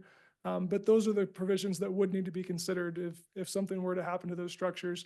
What rules apply in that instance and how is it handled? There may be instances where they have to request an exception or a different provision to put it back exactly the way it was if it exceeds a certain threshold.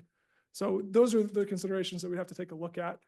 I think maybe more germane to what staff was looking at in making these recommendations was that any new proposal that was asking for something similar would be a hard no. That's not allowed currently. Understood, appreciate it. And I'll have some more opinions perhaps on that later. So thank you. And then trustee Moyer, you wanted to speak? Yes, and I don't know if I should do it now or later, but I am fully capable of disclosing any kind of possible conflict of interest on my own. And so, full disclosure, transparency, I work for Habitat for Humanity International. I will not gain monetarily from anything that happens in Wellington. So just wanted to throw that out there. I have I have comments on things that I heard during this time that I can either save or, Save it. yep. All right. We'll now open up for public comment. Any member of the public wishing to speak, you'll be given 3 minutes. State your name for the record. Going once, going twice. I might ask, just for, we had comments earlier relating to this topic. They were the comments done on a related but different action item. Do those comments need to happen right now to be part of this record? Will we make you come up here and read them again? Would you hate me for doing that? You've practiced. But you, I mean, before, Dan, will you tell me? Because if it were a quasi judicial item, absolutely. If this were quasi-judicial, But it's not. 100%, this is not a quasi-judicial item. This is a legislative matter. So Perfect. it wouldn't be necessary to be in the record. It's already in this meeting. It's been before this board. Everybody here before this board has Cool. heard those comments. If they would like to make comments here, they absolutely could. If you have any other comments, but I just want to make sure we didn't have to need to make you talk again. But thank you guys for coming thank you for coming with your comments. I do appreciate that. Thank you for checking on that. Yeah, just come on up and speak into the podium. State your name for the record. Yeah, again, my name is Aaron Blackstone. I work with Housing Catalyst and Wellington Housing Authority. I was voted in by many of you guys here.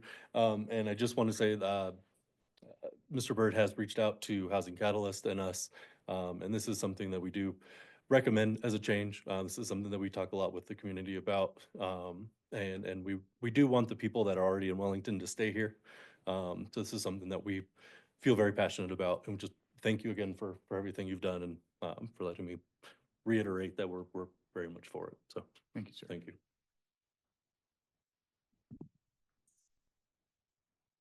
Okay, we can bring this back to further comment. Trustee Teets, I know I stopped you on that one realm. Did you have anything further that you weren't able to get to that you wanted to discuss before we go further?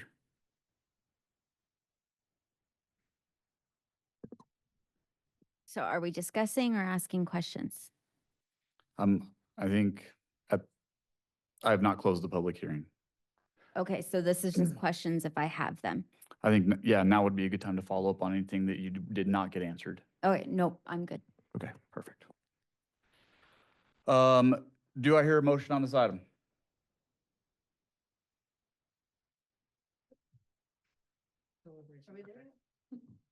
Well, yeah, do we need to deliberate further? You should just close the public hearing. Yeah. Okay. And then move to deliberations, and deliberate followed by a motion. Okay, I will now close the public hearing, time being 8:02 p.m. Okay. And now we'll move on to the next item. Ms. Clerk, will you please read the title for item E3? Ordinance number 08-2025, an ordinance adopting amendments to chapter 15 of the Land Use Code to increase opportunities for housing affordability.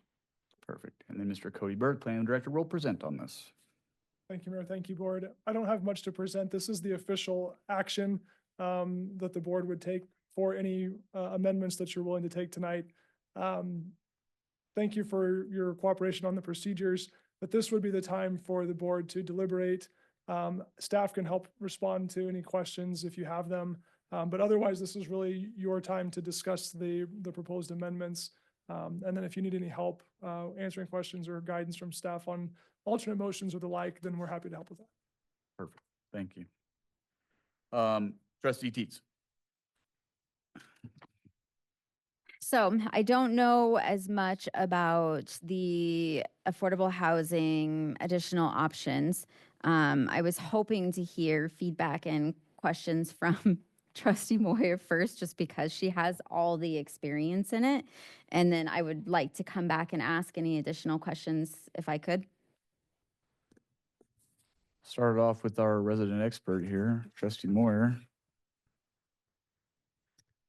Okay, I apologize. I have a lot. And I get pretty passionate and emotional around this topic because I find it so important. It's a basic human need, shelter, along with water. So that being said, as I go through the study and look at these code changes, I just want to highlight a couple of things. So none of these changes require the town to approve any project right now. So just to make that very clear, all of this does is to reduce the barriers and make more opportunities possible for affordable housing development. One of the statistics that stuck out to me in the study was 9 in 10 units are single-family homes, which Mr. Bird did say is the most expensive type to build. With the reduction in the lot sizes, all the other code changes, this helps to reduce the cost. And since COVID, the price of construction materials, I mean, there have been a million reasons why this is a national crisis, right? So if we can do anything to make it more possible, I think we owe that to the community. Also, there's not, like Mr. Bird said, a silver bullet that's going to fix everything right now. We really need to look at partnerships, innovation, and changes like these to make it more possible. Another statistic that stuck out to me was 8 in 10 renters are severely cost burdened. I did some math and looked at the average, like a PSD teacher, the average salary is $61,741. A firefighter is $62,677. None of these units would be affordable for our first responders and the people teaching our children. So I would like to kind of challenge the NIMBYism and the fear of rentals and renters in this community and just say, these are not, they don't have to be less than units. These are not people that don't deserve the same thing as you and I and the rest of this community. These are the people that are literally showing up in those positions that were deemed essential during COVID, the ones that show up all the time. So I just want to throw that out there because I know there's been some resistance to renters here. Also, sorry, I'm like taking notes all over the place. There was a comment on the street maintenance. I think that's inevitable. You're going to have to maintain streets no matter what.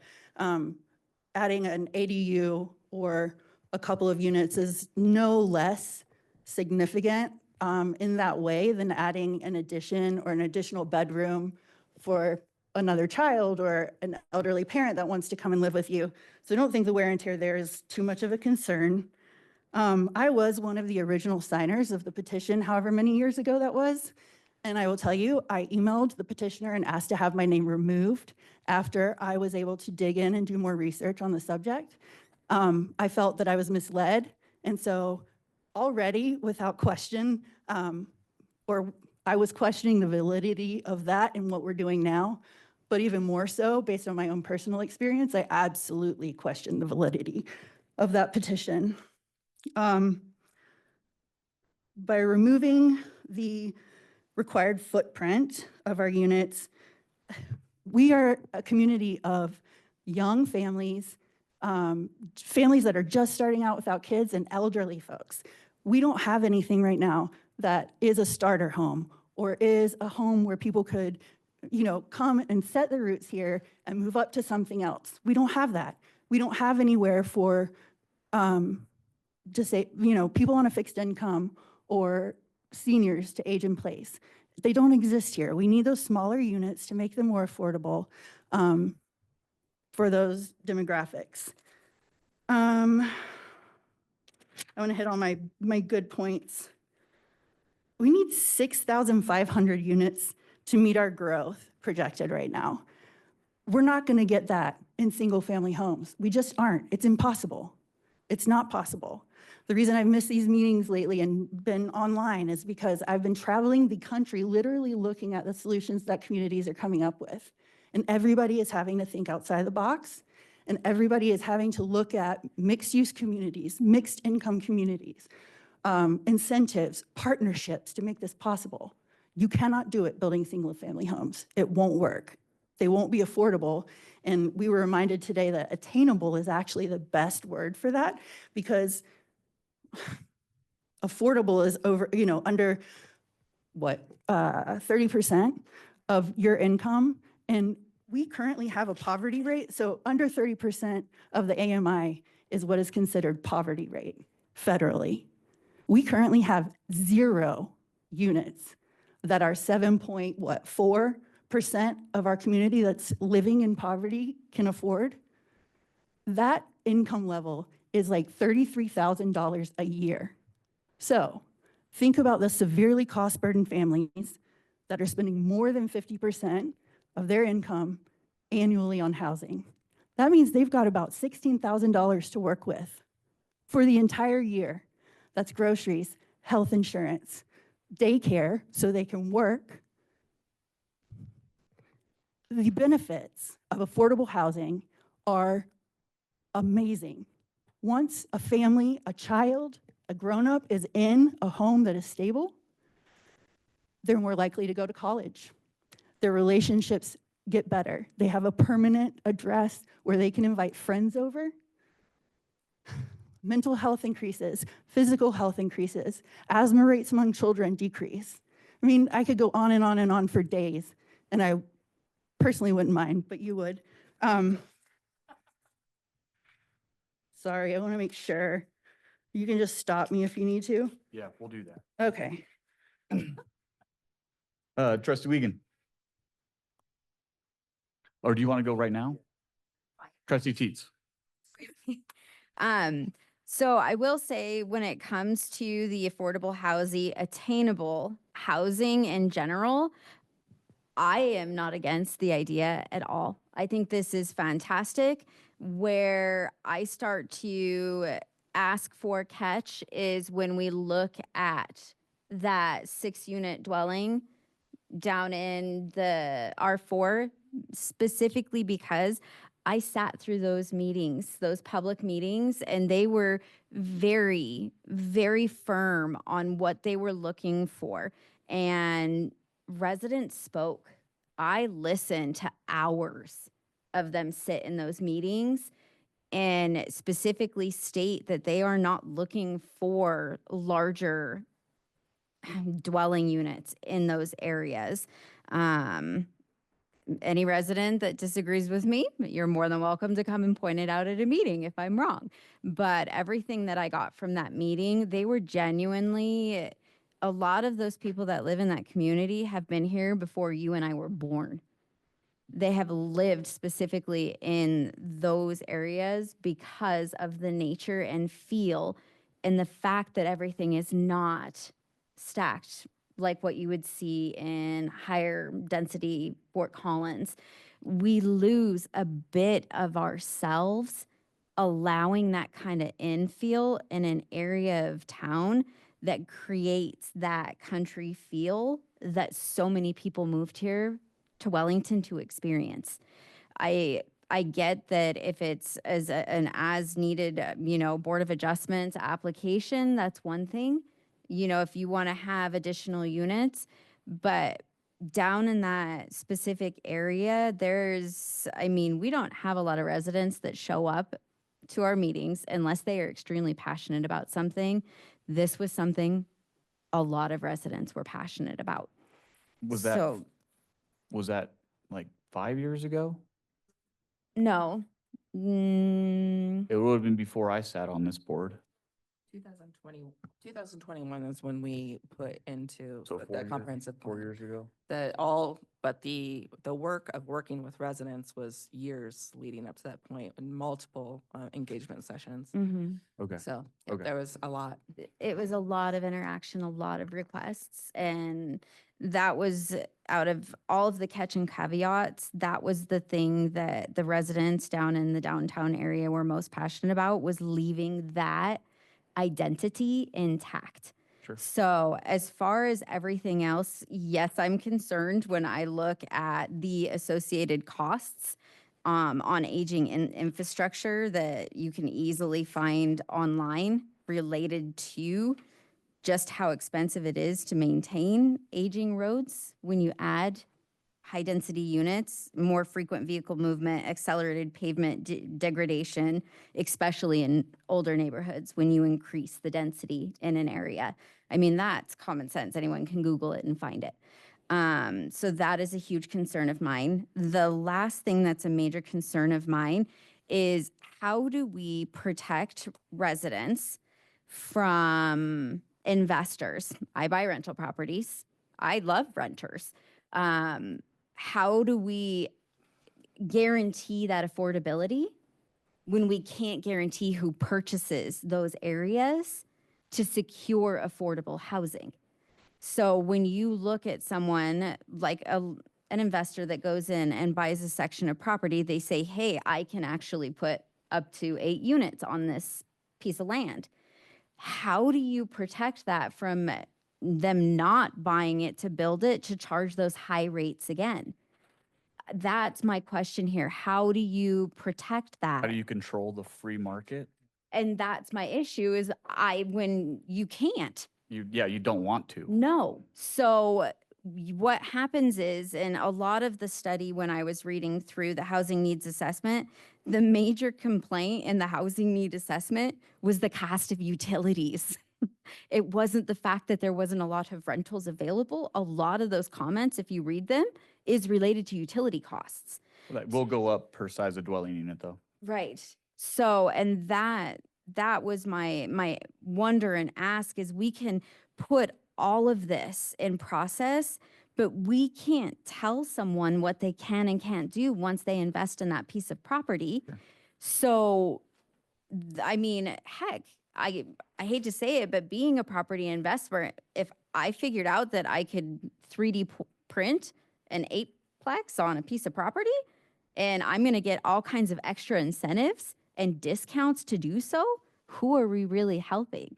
Are we helping the people that need that housing, or are we just making it easier for investors to swoop in, buy property, and make money off of what we're trying to do is benefit our community?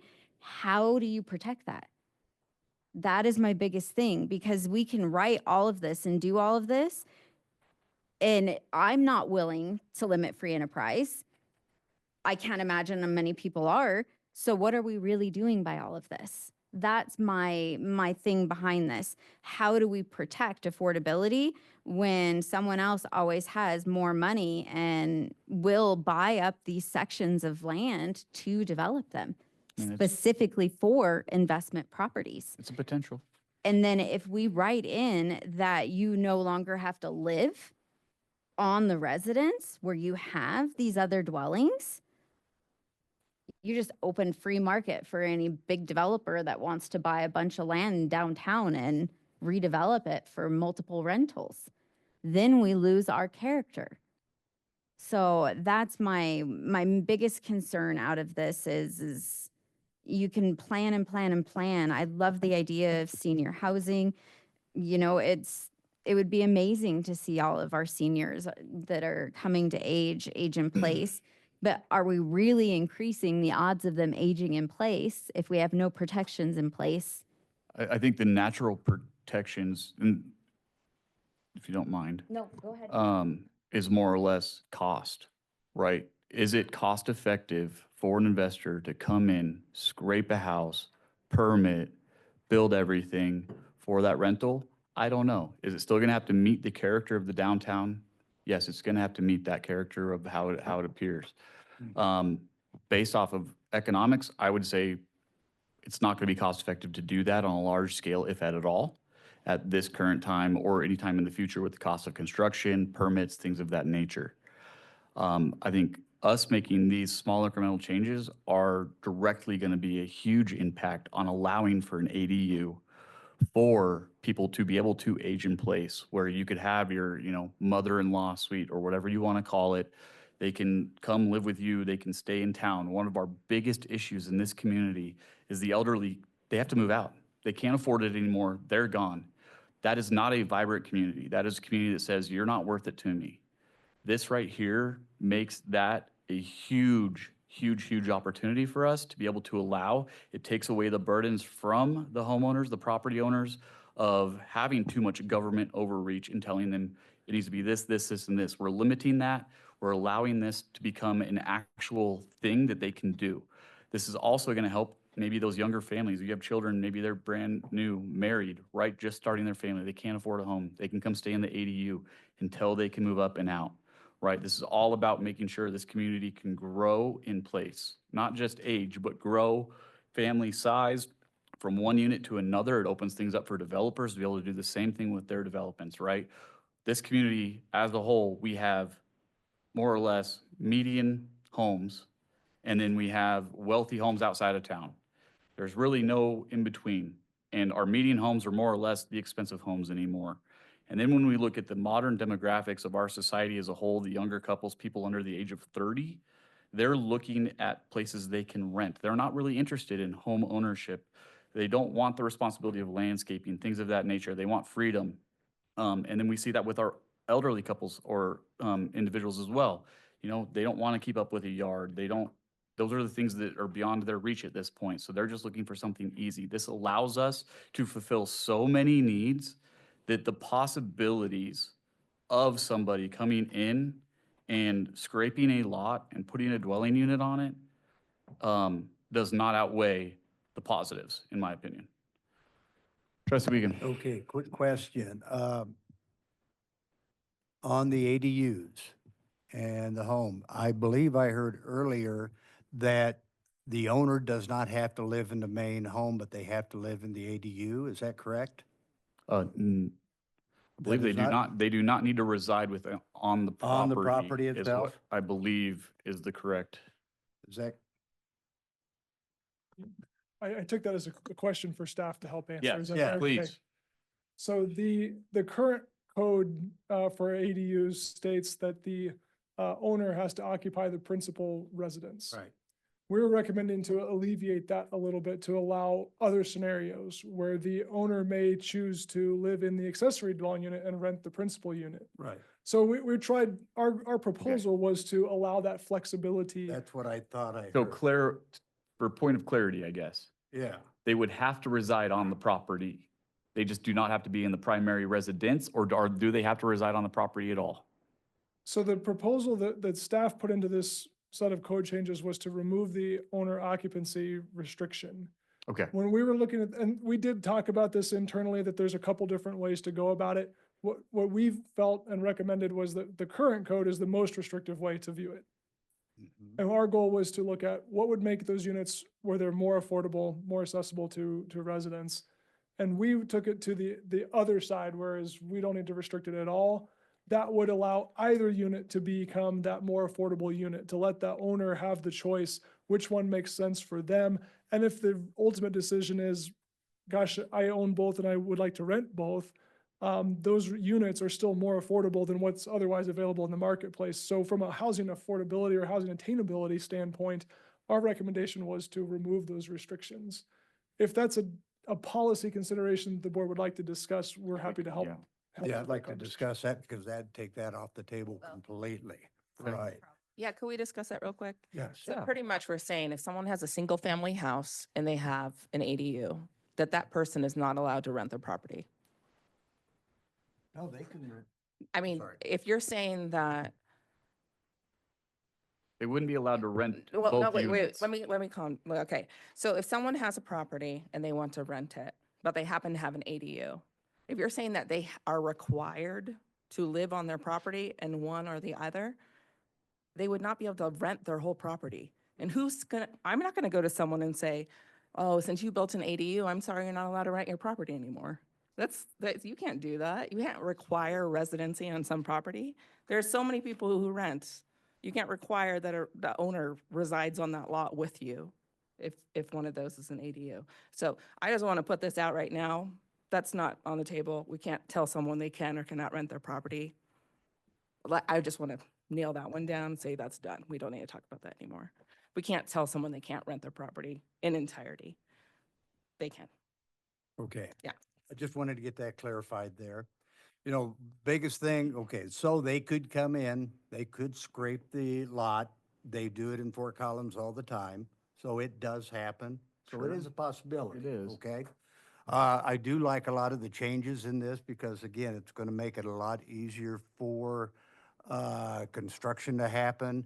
You know, again, existing buildings, I think a lot of that eightplex stuff that have been brought up here is for the existing to make sure that if there is a problem, that they're not going to be restricted on rebuilding. So, I mean, I think a lot of these changes are going to be really good, going to streamline it, get the government out of everybody's pocket at that point. I would love to hear a builder talk about some of these changes, how that would affect their particular aspect on it. And not that we have a builder here in the place, but it would be, I would love to see what their input would be on it also. Okay. Okay. But again, I think a lot of these changes are good, you know. Affordable housing in Colorado is kind of a misnomer. You know, it's all supply and demand. Everybody wants to live here.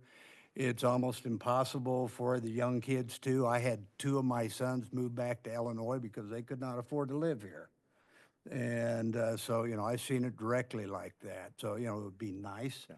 But, you know, there's so dang many different aspects of this and, you know, interest rate, government interference with a lot of this stuff. I mean, I don't know if we're ever going to take care of it all. Like Cody said, you know, there's not a silver bullet that's going to take care of everything. But, you know, I guess this is going to be a step, at least one way of trying to make it functional, or at least something. And then we're going to be changing it constantly anyway, because, you know, what we're doing right now is going to, you know, might work now for the moment, but who knows what's going to happen to this town. And again, just kind of like Trustee Teed said, you know, we might look at it and, you know, there's going to be so much cost burden happen. And, you know, one of the big things that we wanted that's in our land use code is, you know, development pay for their own way. And we definitely want to make sure that happens too, where it does not shift burden to the residents that's already here. Thank you. Mayor Pro Tem. Thank you, Mr. Mayor. Well, I just want to do just really quickly thank Matrix Design Group for the housing needs assessment. That's 84 pages worth of really, really good data, obviously, which has helped informed a lot of these decisions here being made tonight. I guess to start off, I'm a big fan of a lot of these things, right? The changes for R2 and R3 and reducing minimum lot area and minimum lot widths is really going to help us, bring it in smaller lot sizes and more affordable single family homes in that regard. So big fan of some of those changes. And a lot of the ADU changes, I really like to see that stuff.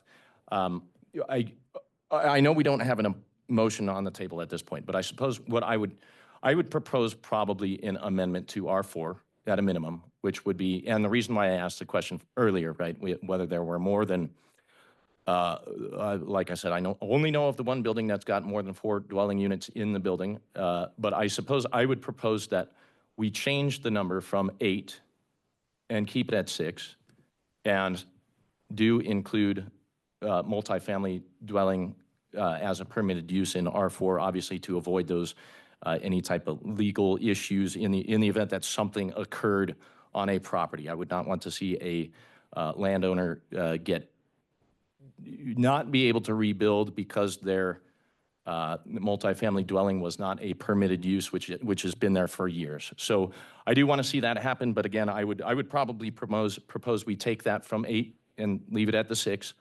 Other than that, really, yeah, I mean, like I said, I like a lot of these changes. The only other maybe concern I have is lowering the off-street parking requirement for ADUs in in R4 to 0. The only reason why I say that, obviously, is because parking downtown, as I think we all know, can get a little bit hectic. If the board doesn't think that's a concern, I suppose I would be fine at keeping it at the 0, but I did just want to bring it up maybe as a point for discussion. Thank you. Mr. Burden? What would the potential overall impact of making the most amount of impact right now in the short term would be changing from 8 to 6 units do? Do we know how that would affect?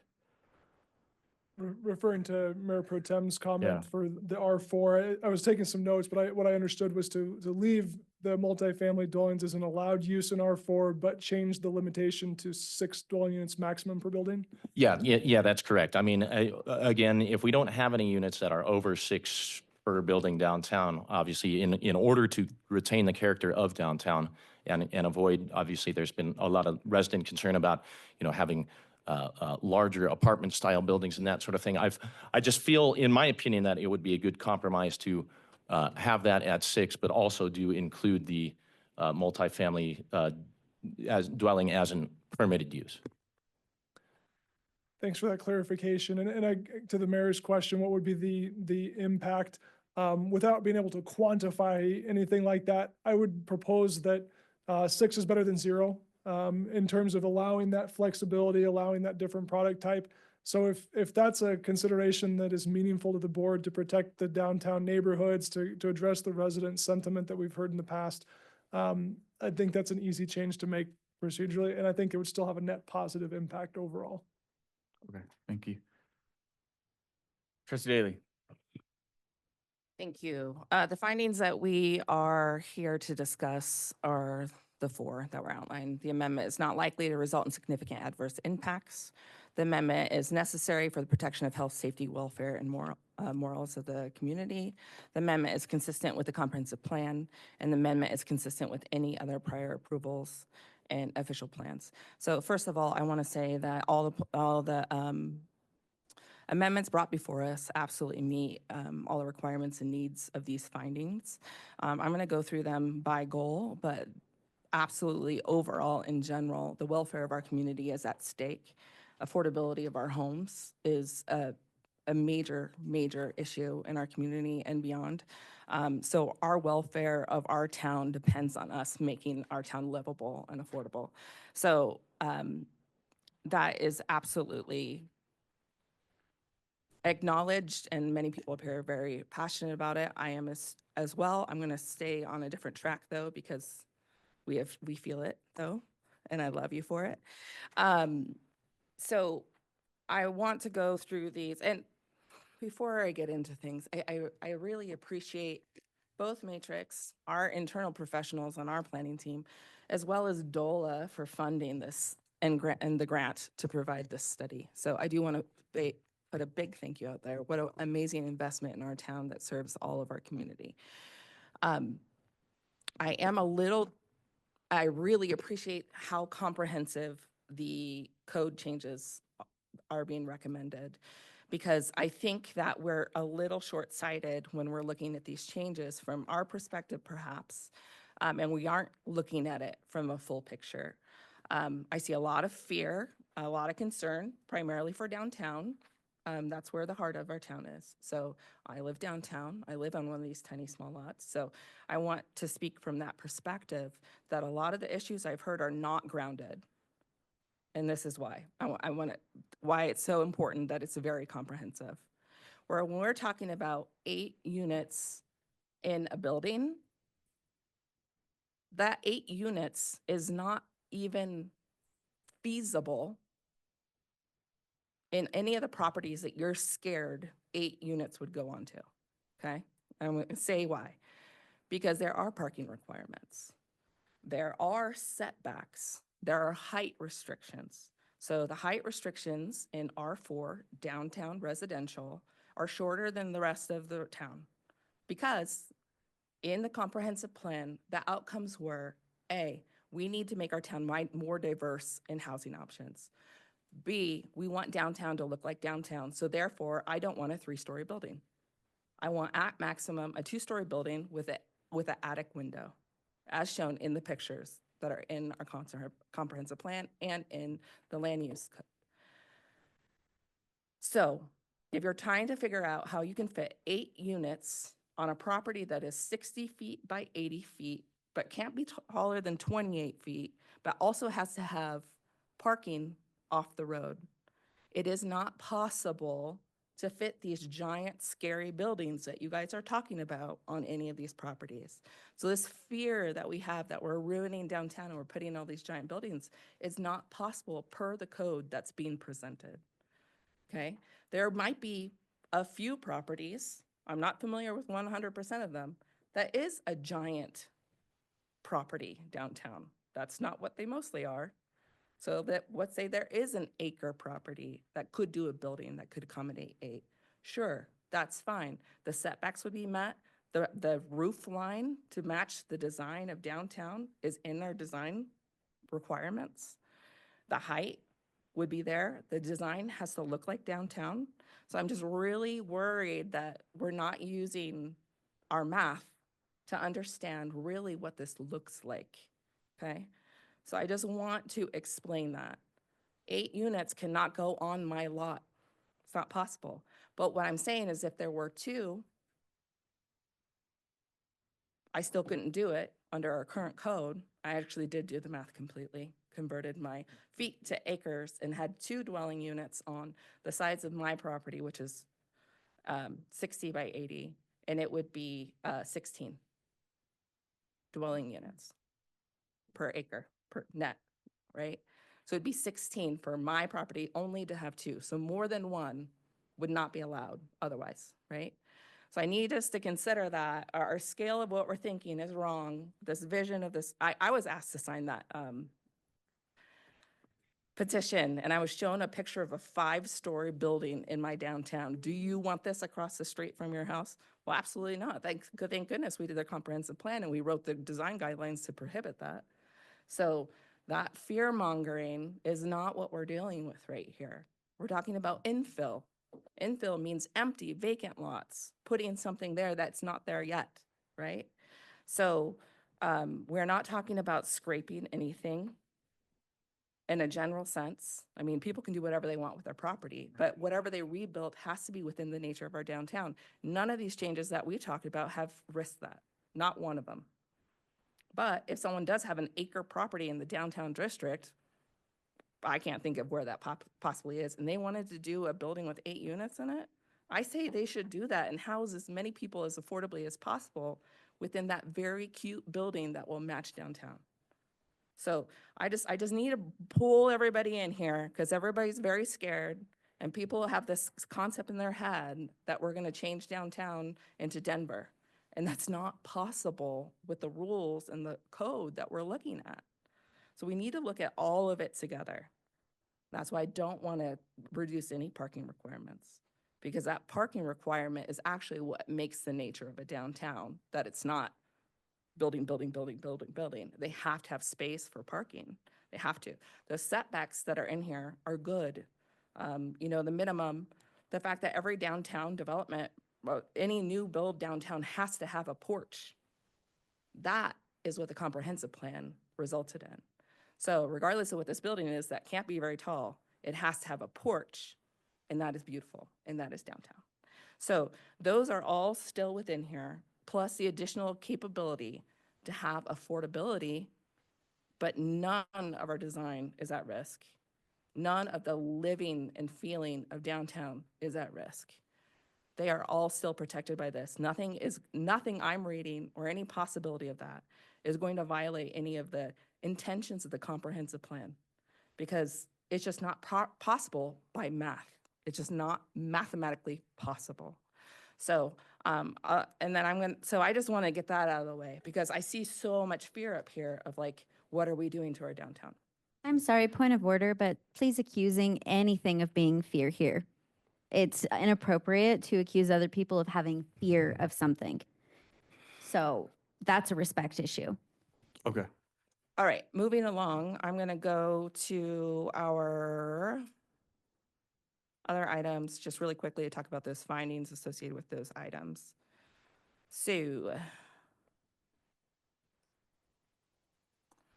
I don't see a lot of concerns from a lot of people regarding many of the other topics, but step 1, goal 1,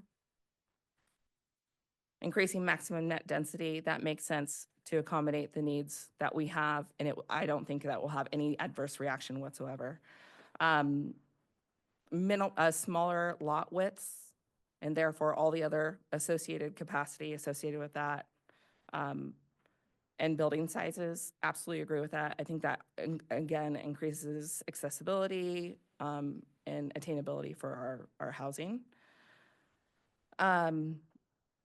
Moving on to goal 2. Same things. Nobody has a problem with manufactured homes in that topic either. So I'm glad, I just want to acknowledge that those are not things that are being discussed or like questioned at all. All the ADU items are so essential that we continue to make easier and more available and actually encourage people to do. It's the top way to make more affordable housing. Let people use their own homes to have income or to house someone else who otherwise would have to live somewhere else. So everything for the ADU items, I agree with wholeheartedly. I didn't see a lot of concerns about that, but simplifying that process makes sense that they don't have to look like the front house, right? If they are probably in the back, and it's usually a simpler, cheaper build for sure. No owner occupancy rights should be ever questioned here. We can never say whether or not someone can rent out their property. We shouldn't say that in order to rent out your property, you have to also live there. That's not a possible thing that we can do. We should not do or even consider that. So I like it as written. I agree wholeheartedly with allowing multifamily developments. I don't think that 8 is a concern because of what property could actually facilitate that, would not have the issues that we're concerned about. But if that was a sticking point and you guys had to say 6, like I said, like Director Byrd said, that's a lot better than 0. So that sounds good to me. And then the lesser parking requirements, I agree with, because off-street parking is hard. But meanwhile, in a property of mine, I only have 1 car for my entire property, and I have more than 1 bedroom. So it would be a shame that I would be required to have more parking spaces than people who even can drive there. So I like those smaller ones, the ones that have been lessened, that are proposed, but I would never by any means add an additional dwelling and not require any additional parking for that. So that was my statement on that. So I like it as written. But based on what I'm seeing here, all these improvements and amendments meet the needs of those findings, and I would recommend it for approval as is. But if there was a consideration to reduce it to 6, I would be amenable to that. Okay, thank you. I'm now going to open this item up for public comment. Those wishing to speak? No? We had the hearing Did, closed. so, okay, so I don't need to, okay. I'm Ron Burgundy. I'm just kidding. It's on my prompter. Sounds good. Okay. So let's try to wrap this up and put a bow on it, folks. Who here wants to go with Mayor Pro Tem's stance on 6 versus 8? I support the 6 as it was before. Okay. I think it would be a shame to not maximize the amount of units that we make possible, knowing that mathematically right now it's impossible. We just opened the door. This is a first step. I would rather see it at 8 as is. Okay. I have a question on that really quick. Sure. So knowing that I'm in the process of building a 6-plex, I know that stacked 4-plexes, so 4 in front and 4 in back, is absolutely possible on a limited amount of ground as long as it's elevated with the garages going underneath the home.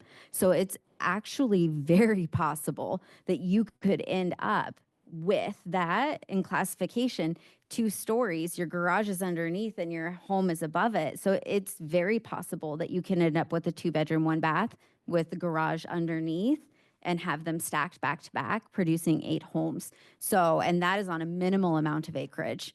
So it's absolutely very well possible.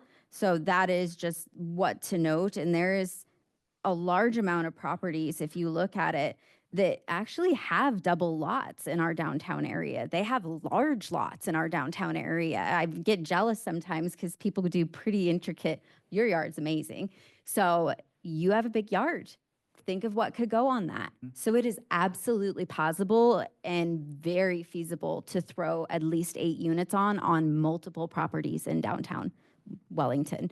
I just know because there's always possibility there. So I will have to say that that's one of those ideas and generalizations of anything is possible if you think it's possible.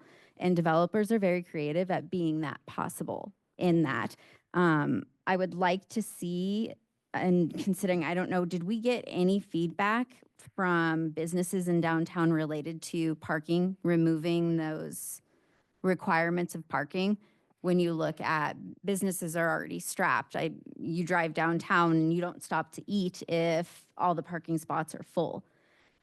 It's one of those things. Did we get any feedback from businesses knowing that we're decreasing the requirement for residential in that area for parking spaces? So to answer the question bluntly, we have not received any feedback from downtown businesses regarding parking. If we had received that, we would have put it in your packet. Perfect. And we didn't hear from them at the public hearing at the planning commission or tonight. I would like to also, if I could, point out too, that reducing a future parking requirement for qualifying projects is different than eliminating parking spaces that exist today. Immediately. Okay, perfect. So, yeah, and that's pretty much all I have to say. I'd like to stick with the 6 because that's what we agreed. We told residents we were doing that came and spoke. And yeah. 5 years ago. Yeah, prior to my sitting on the board. Okay. Mr. Mayor,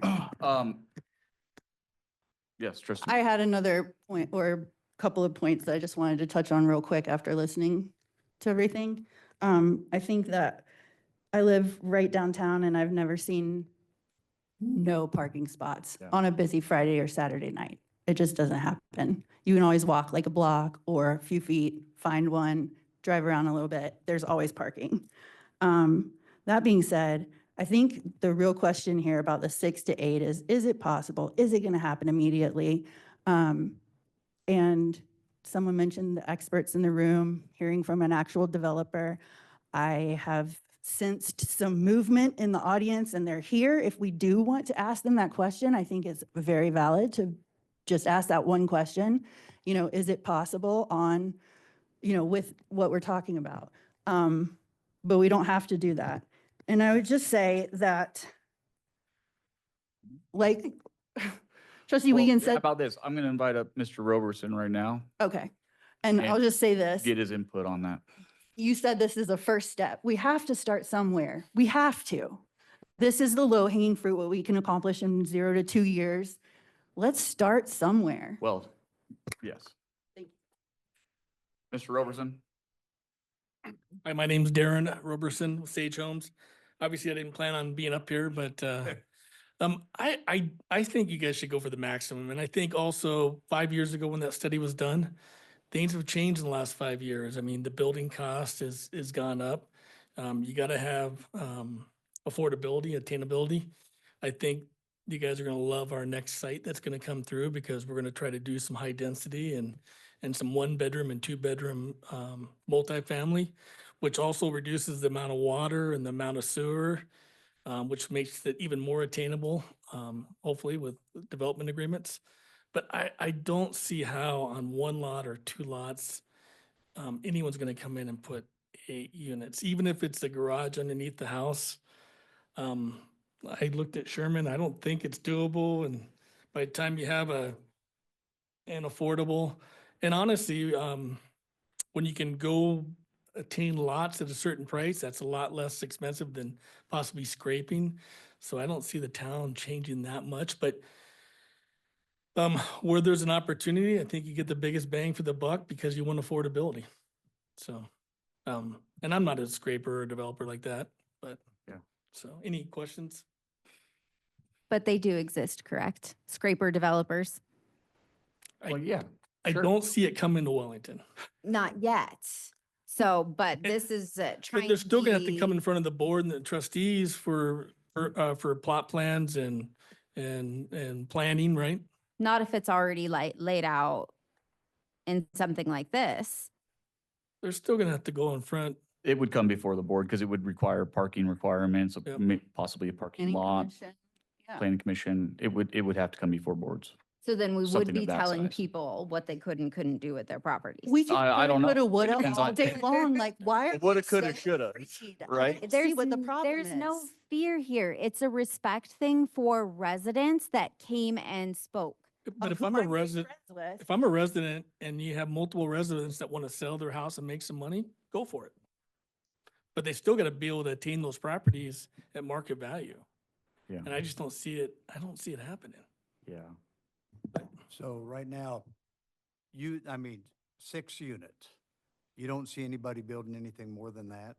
Pretty much practical? I think normally I'd go through? for the 8, but I don't think they're going to build more than 2. I think it's. gonna be- I'd say, why don't we, compromise with the 6? We know that's Yeah. gonna be more practical than not, correct?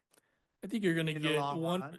2 units per lot, Yeah, especially on alleys where they can put another dwelling for their mother-in-law or something. right. And that's So- all they're going to be able to fit. Right, Right. so I'd say if we go to, Thank do you. the To the limit at 6. 6, and then we can get through here, let's get started. And that's gonna be a minor change, correct? Mr. Byrd? If the question was to change from the 8 to 6, is it's, the only change. we're just changing a numeric in the Right. code. It's a simple change to I make. mean, I'm not gonna die on Right. this hill. I'll go 6. I mean, I'm not saying we gotta go 8. Do I think that we should go 8 personally? Yeah, I think we should, because I don't see the impact of it actually occurring, right? What do you? So, So what are the implications Change your of mind. not doing it and not providing the opportunity for those extra 2 units, right? We owe it to our residents to try and fix this problem. Are we doing everything we can to fix the problem? Or are we, well, I mean, but I I'm not understand gonna your die on that hill frustration. either. Yeah. I'm not, Yeah, but I I know think where it's a your heart's missed at. opportunity. yeah. Mayor Pro Tem, after I said what I did, does that change your Well, concern or question at all? So again, obviously, we have heard some resident concern as far as that goes. And again, quite frankly, personally, I'm not necessarily opposed to 8. I happen to like renters and these types of things. However, whether it's affordable or not, it is in fact possible. And I just think it would be very much a very good compromise that we go with 6. All of the other changes, I think, in this are fully supported by the board. So I think, again, as you guys were saying earlier, I think this is very much a good step in the right direction. And heck, if somebody wants to change it down the road, Have at they it. could do that too. Heck yeah. Is it worth seeing if we could pass it as is currently? I mean, we've been pretty unanimous. We Well, don't necessarily I- have to be that way. I'd like to pass this with compromise. Who wants to make a motion? I'll make a motion to approve ordinance number 08-2025, an ordinance adopting amendments to Chapter 15 of the Land Use Code to increase opportunities for housing affordability with an amendment that we only allow 6 dwelling units per building in the R4 district. I second. Ms. Clerk, make it a roll call, please. Trustee Daly? Yes. Trustee Moyer? Yes. Trustee Teets? Yes. Trustee Wiegand? Yes. Mayor Pro Tem Mason? Yes. Mayor Shosse? Yes. Mayor, that motion passes. Thank you. Guys want to take a quick recess? Absolutely. Be back in, let's say, 8 minutes, 9 o'clock.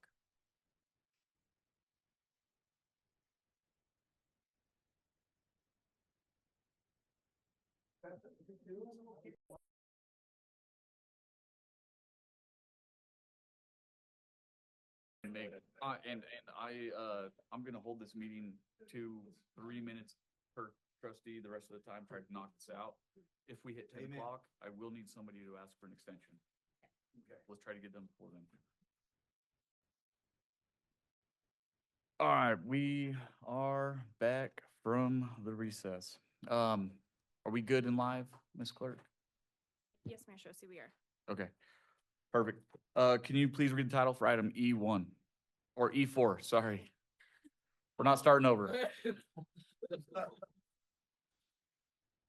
Ordinance number 02-2025, an ordinance granting Black Hills Colorado Gas, Inc., doing business as Black Hills Energy, its lessees, successors, and assigns a natural gas franchise and the authority to construct, operate, maintain, and extend a natural gas distribution plant and system, and granting the right to use the streets, alleys, and other public places within the present or future corporate limits of the town of Wellington, Colorado. Perfect. Thank you. And then Ms. Garcia, Town Administrator, will present. Thank you, Mayor and Trustees. Before you tonight is the second reading of the ordinance regarding the adoption of a franchise agreement with Black Hills Energy. The Black Hills Energy franchise agreement establishes a 20-year contract between the town of Wellington and Black Hills Colorado Gas, Inc., granting the company a non-exclusive franchise to supply and distribute natural gas within the town. The agreement outlines terms related to franchise fees, infrastructure management, regulatory compliance, and operational responsibilities. The proposed franchise fee is set at 3% of gross receipts derived from gas sales within the town limits. This would be an estimated increase of approximately $1.64 per month to residents. The town currently has active franchise agreements with Xcel Energy, Poudre Valley REA, and Comcast. Black Hills Energy has provided gas distribution to Wellington for many years, but has never had a franchise agreement with the town. This agreement solidifies the legal rights, responsibilities, and obligations of both the town and Black Hills Energy. We are in discussions, as I talked about during the first reading, with Larimer County Sheriff's Office regarding a request for an additional SRO for the 2025-2026 school year. Funds generated from this franchise agreement could be appropriated to fund that position if that was the request of the board. No information has changed from first reading of the ordinance, which was held on March 25th, 2025. I stand for any questions you may have. Are there any questions from the board on this item? Okay. I will open this up for public comment. No public comment. Do I hear a motion on this item? I move that we approve the Black Hills Energy franchise agreement. Second? Ms. Clerk, may I get a roll call, please? Trustee Daly? Yes. Trustee Moyer? Yes. Trustee Teets? Yes. Trustee Wiegand? Yes. Mayor Pro Tem Mason? Yes. Mayor Shosse? Yes. Mayor, that motion passes. Thank you. Thank you. Ms. Clerk, can you please read the title for item E5? Resolution number 13-2025, a resolution of the town of Wellington, Colorado, approving a consultation agreement with Barry, Dunn, McNeil, and Parker LLC for a Parks, Recreation, Open Space, and Trails Prost Master Plan and Community Center Feasibility Study. Thank you. Mr. Billy Cooksey, our Prost manager. Parks and Rec manager, but yes. Thank Parks you. and Rec, yeah. We'll present on this item. Thank you. Good evening, Mayor and Trustees. Billy Cooksey, manager of the Parks and Rec Department. I'm excited to come here in front of you today on behalf of the Parks and Rec Department and the Prost Board to present the potential contract for the consulting services of Barry, Dunn, McNeil, and Parker LLC to fulfill the Parks and Recreation, Open Spaces, and Trail, or PROST, Master Plan and Community Center Feasibility Study for the town of Wellington. The original Wellington Parks and Trails Master Plan was adopted by the Board of Trustees in 2008. An update to that original plan was adopted in 2015 with the goal of acting as a guiding document in maintaining current parks and trails, as well as planning and development of new parks and trails in the Wellington community. Since 2015, Wellington has encountered a growth of around 5,200 residents, essentially almost doubling in size. Currently, we have 2 new housing developments that are entitled in Saddleback and Sundance. On top of that, Sage Farms is in the process of phased development. Sage Farms is projected to be 1,400 plus rooftops, 58 acres of commercial development with 20 plus acres of community park, open space, and main trail connectivity pathways, potentially leading to a regional trail connecting to the south. While the 2015 master plan update was a great guiding document for the last decade, we are in an era now where that document doesn't provide direction to the vast growth and community needs we currently have and will encounter in the decades to come. The idea for a PROST master plan and community center feasibility study was brought to the Board of Trustees during the PROST Advisory Board update presentation on June 11th, 2024, Board of Trustees regular meeting. Based on feedback from the community during town events, recreation events, and budget bonanzas, the Pros Board and town staff has recognized the need to move forward with a plan of engaging in a new, more encompassing master plan that also considers recreation, open spaces, and a community center feasibility study along with parks and trails. The master plan and feasibility study align with many town directives that have been set forth, which further exemplifies the importance of this project to our community. The project supports the following Town of Wellington comprehensive plan goals and strategies. Community cohesion goal 2, to ensure that existing and future residential developments contribute to enhancing the quality of life. The strategy 2.5, to ensure adequate park, trail, and open spaces are added to land use mix as the population grows. Community cohesion goal 3, enhance, maintain, and increase recreational spaces and natural amenities so they can be enjoyed by all ages and all abilities. Strategy 3.1, to support that community cohesion goal. Update the 2015 Park and Trail Master Plan to develop a visionary network of accessible connected trails and parks. Strategy 3.2, develop criteria to create and update the level of service standards for parks and open spaces to ensure public spaces are safe, illuminated, accessible, and clean. Strategy 3.5, promote the involvement of community members of different backgrounds, ages, and abilities in designing outdoor public spaces that can be enjoyed by all. Cohesion goal 4, ensure residents and visitors are and feel safe. Strategy 4.4, to support that, collaborate with the community to ensure the provisions of community spaces to host after-school programs and recreational opportunities for the area's youth. This project also supports the following Town of Wellington Board strategic plan goals. Strategic plan to cultivate community spaces. Goal 1, align needs and vision for community spaces. Goal 2, explore creating a community center. Goal 3, retain, revitalize, and invest in meeting and gathering spaces. Strategic plan strategic plan to ensure strong town operations. Communicate strategically to community audiences. In 2024, during budget discussions, this project was placed as a priority for the Town of Wellington and was approved as a capital improvement project by the Board of Trustees for the 2025 budget. The proposed contract of $174,539 is within the $175,000 set in the 2025 budget. Town staff had originally solicited the 2025 approved CIP project January of this year. An RFP, request for proposal, was set out on January 6th via BidNet with a proposal deadline of January 31st.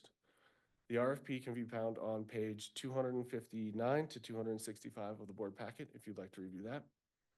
5 eligible companies submitted a proposal by the deadline and also attended the mandatory pre-bid meeting. All of the eligible proposals were individually reviewed by a panel of 6 people comprised of town staff from various departments, as well as Prost Advisory Board members. After each panel reviewed and scored each applicant, the panel convened and discussed on those applicants. The top 2 applicants, based on scoring and panel discussion, were brought in for an in-person interview with the panel, and that scoring can be found on page 266 of the board packet. Following the interviews with the 2 contractors that were making a proposal, the panel held further discussion about the consultant's proposal for the plan of work, community engagement, understanding, and ideas, previous completed work projects of similar work, team cohesion, and fit for work with the town staff and its residents to complete the scope of work. Enthusiastically and unanimously, the panel chose to provide me with the direction to move forward with negotiations with Barry Dunn, McNeil, and Parker LLC. The proposed Prost Master Plan and Community Center feasibility study will encompass not just projected growth of the community needs, but also address current park and recreation programming shortfalls, potential upgrades, and help build a sustainable model for our town through 6 key phases of engagement. Phase 1 is the discovery phase and internal review. That'll kind of comprise of work plan project scheduling, data review, which is local and regional studies, current policies, current and past town plans, and also geospatial data. Phase 2 will develop the needs assessment, and this is the largest phase of the entire project. That can be found on page 246 to 252 of the board packet. This basically will be building a detailed engagement strategy, working with town staff, advisory and trustee boards, key community stakeholders, and to provide the platform to engage all town residents with a multifaceted outreach opportunity through the process.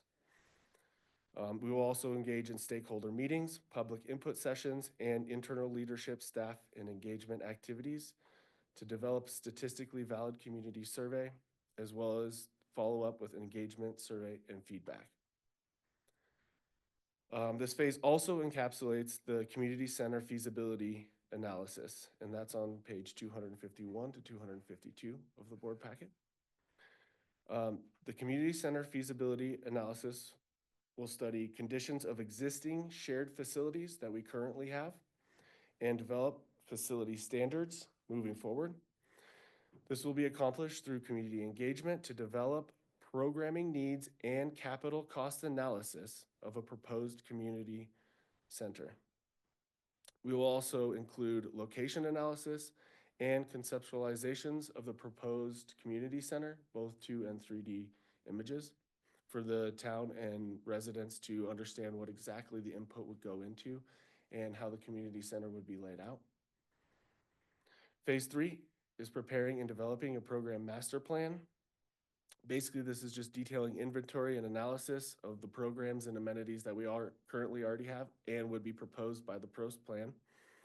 This would develop and update policies and criteria that we have, both with staffing planning, strategies and projects aimed at sustaining and enhancing the town's programs and services.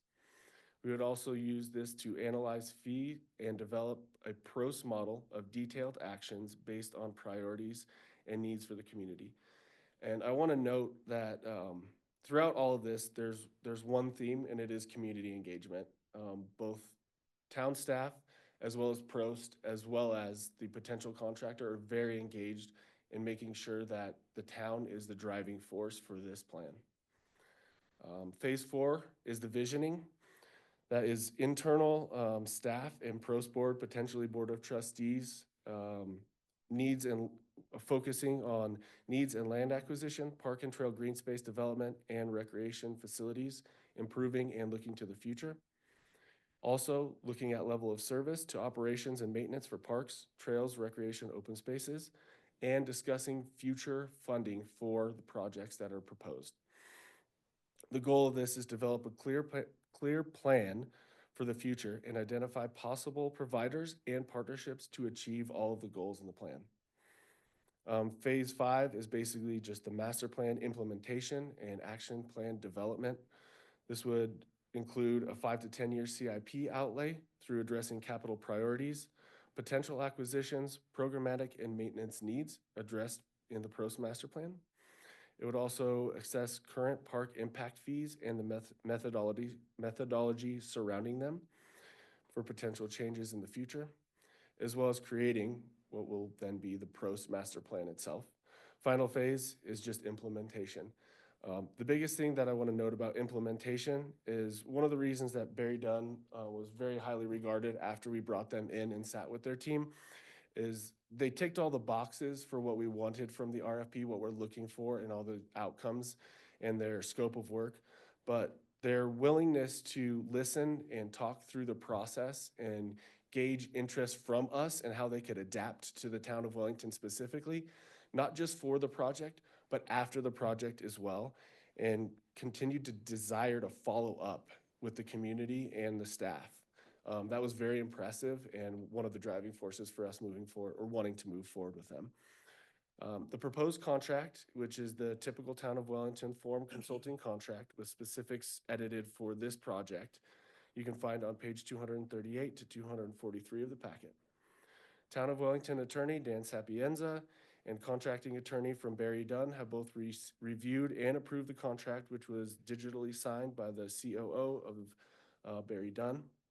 So it is the recommendation of the Town of Wellington staff to approve resolution number 13/2025, approving a consultant agreement with Barry Dunn McNeil, Parker LLC for the Parks and Recreation, Open Space and Trails, and Prost Master Plan and Community Center Feasibility Study for a not to exceed amount of $174,539.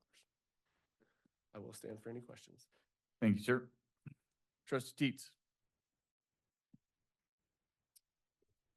I don't have any questions, just feedback to offer when we get to that point. So do you want Bring- feedback now or? Bring it back to deliberation, I think, Okay. unless, yeah, well, let's see what it is. Let's see what you got. Right, nothing bad. So it's one of these things that I know when we look, and I know everybody hates social media and items like this, but I think it is extremely important as we have received multiple emails regarding we can't afford a rec center, please don't fund a rec center. And one of the most important things that I think to take away from this is a parks and master plan and a survey for a community center. This is not approving or denying the build of a rec center.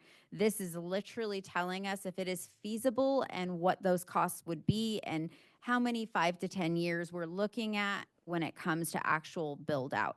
I know that a lot of people look at this and specifically say, oh, let's solely fix our water right now. Let's solely focus on our water.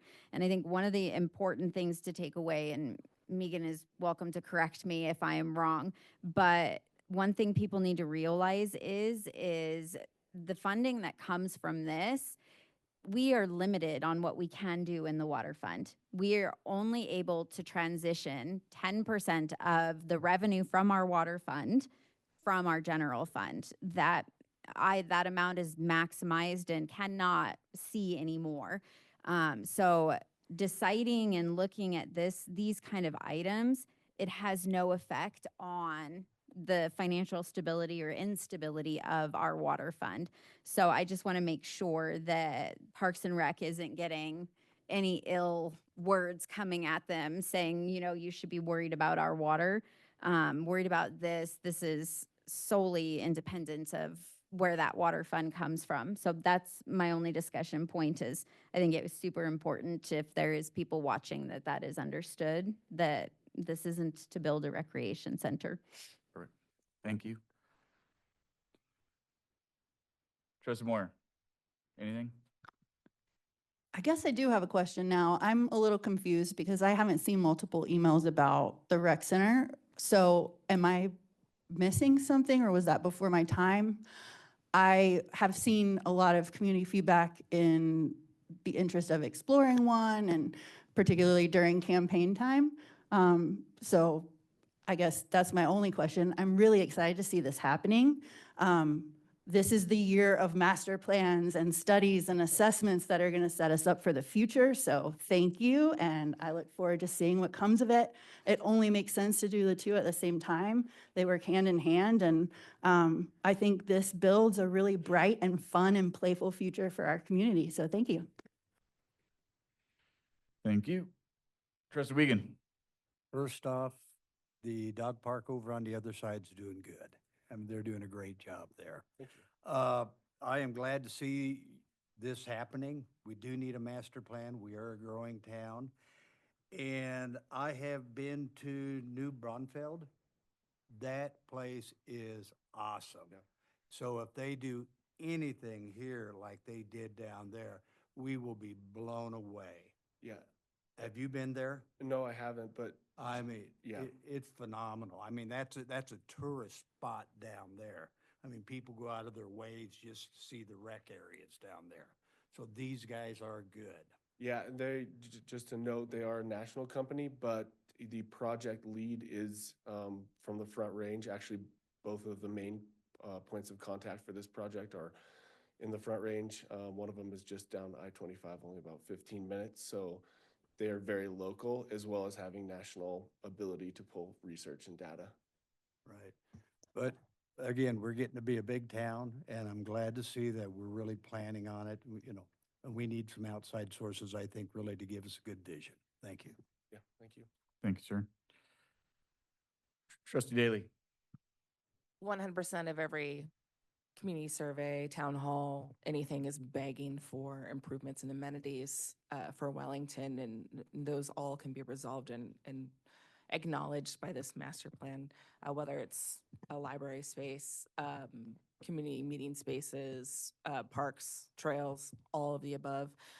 It has been long due, and this whole process has been incredibly detailed. So thank you for providing all the information, all the steps. And I feel so confident that the community is really going to participate and that they're going to be open and welcome to all that feedback. So I'm so excited. PROS has been pushing for this forever. They have been crippled without being able to promote and move forward on major things without understanding how to do so efficiently and maybe not even funded correctly. So as we go through this process and we understand what the actual CIP requirements are, we're going to need to know what we need to be asking of developers and what fees are involved.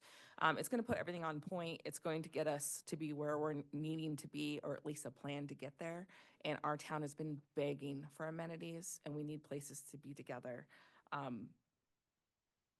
Best ever. So excited. Thank you. Thank you. Mayor Pro Tem. Thank you, Mr. Mayor. Mr. Cody, really appreciate you getting this all put together and working through those RFPs. I think what's most exciting about this for me is, we get both a parks master plan as well as a community center feasibility study, all for what was budgeted. So excellent job. Thank you. Thanks, sir.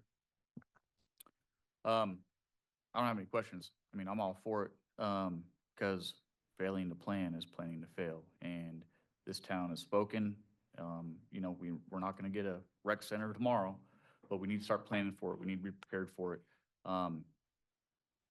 Perfect example, one of my best friends, his kid's birthday party, we had to go to Eaton and rent at their rec center. That sucks because we're giving them our money. We're going over there to be able to allow something like that for our residents here. They deserve it.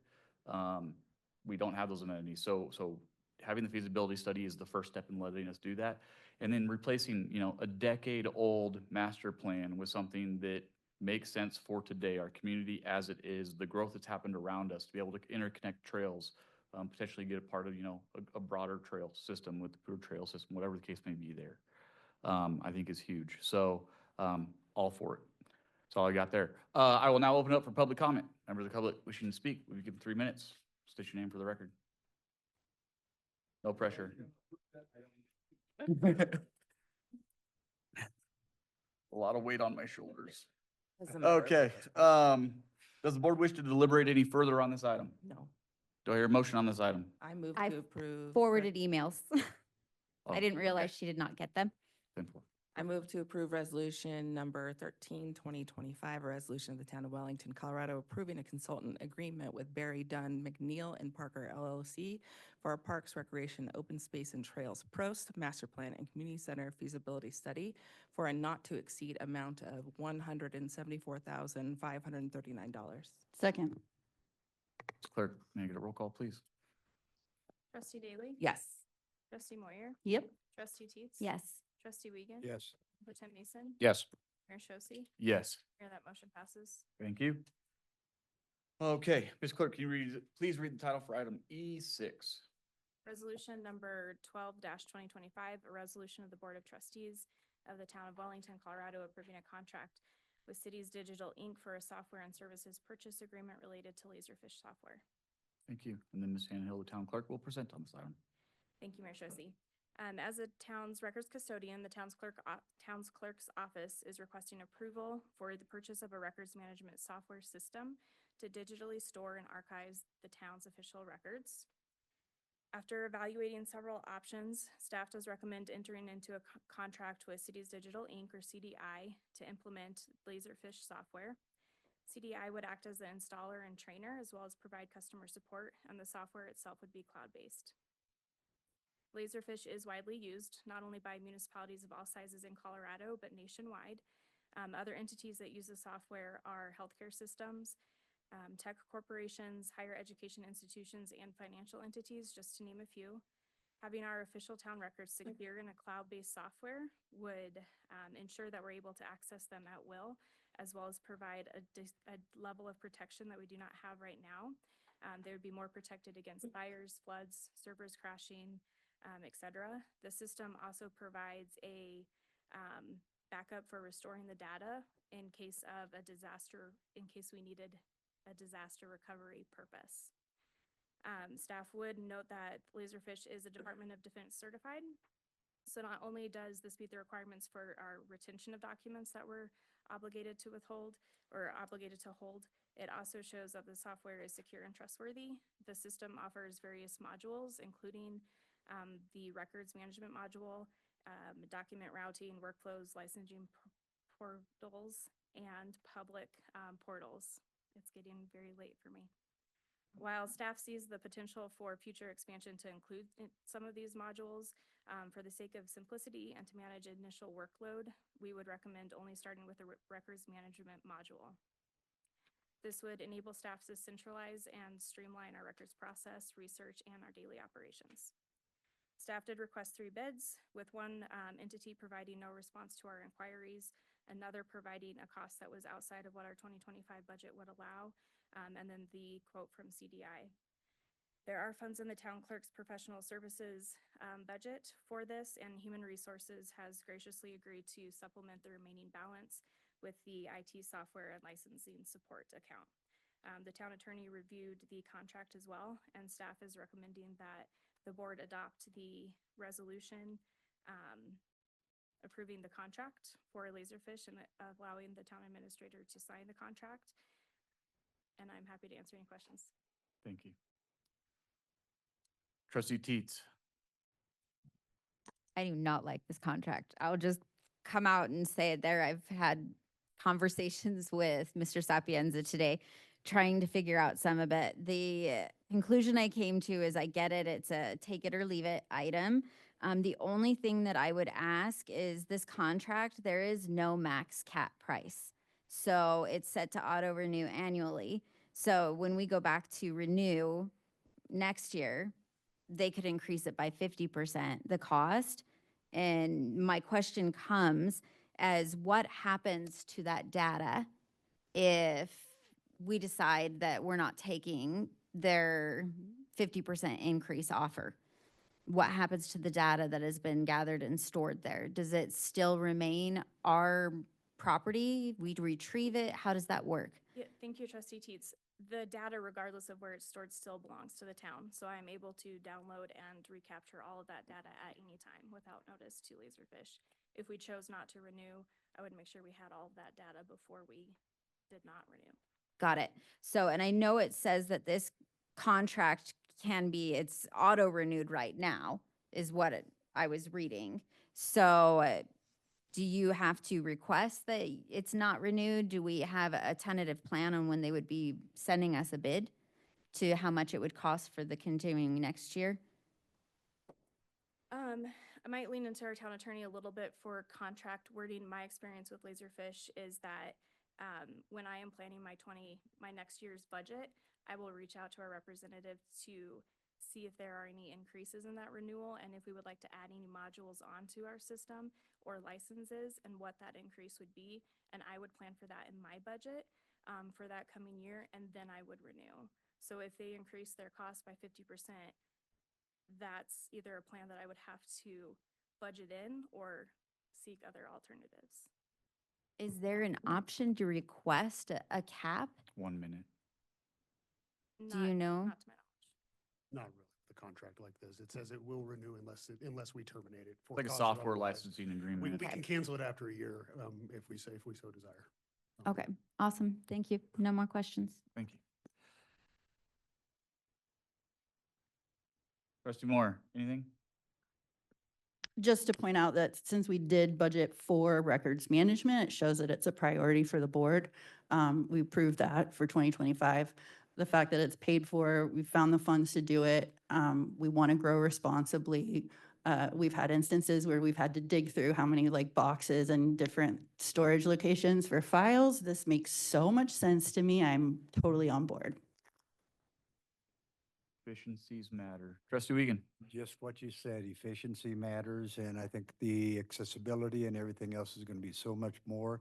And hopefully it's going to cut down some time that you're going to have looking for files. So, thank you. Days, weeks. Trustee Daly.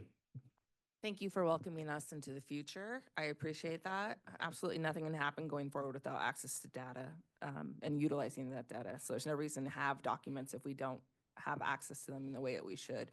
And digitizing them gives us an amazing opportunity for much more future. So thank you for doing that. And then increased security and efficiency. I couldn't see anything possibly that could be wrong with this. Thank you very much. Thank you. Mayor Pro Tem. Thank you, Mr. Mayor. Ms. Clerk, really appreciate you putting this together. Obviously, it's high time that, we implement some type of reliable electronic records management. I mean, the decentralized approach we're using now as far as internal file shares and USB drives and these types of things are just kind of antiquated and putting documents in bankers' boxes and that sort of thing. It's just not feasible going forward. I did have a question from one of our other trustees actually as to whether it would be feasible to use open source software or something like this. My quick answer to that is no. The town doesn't employ a systems administrator.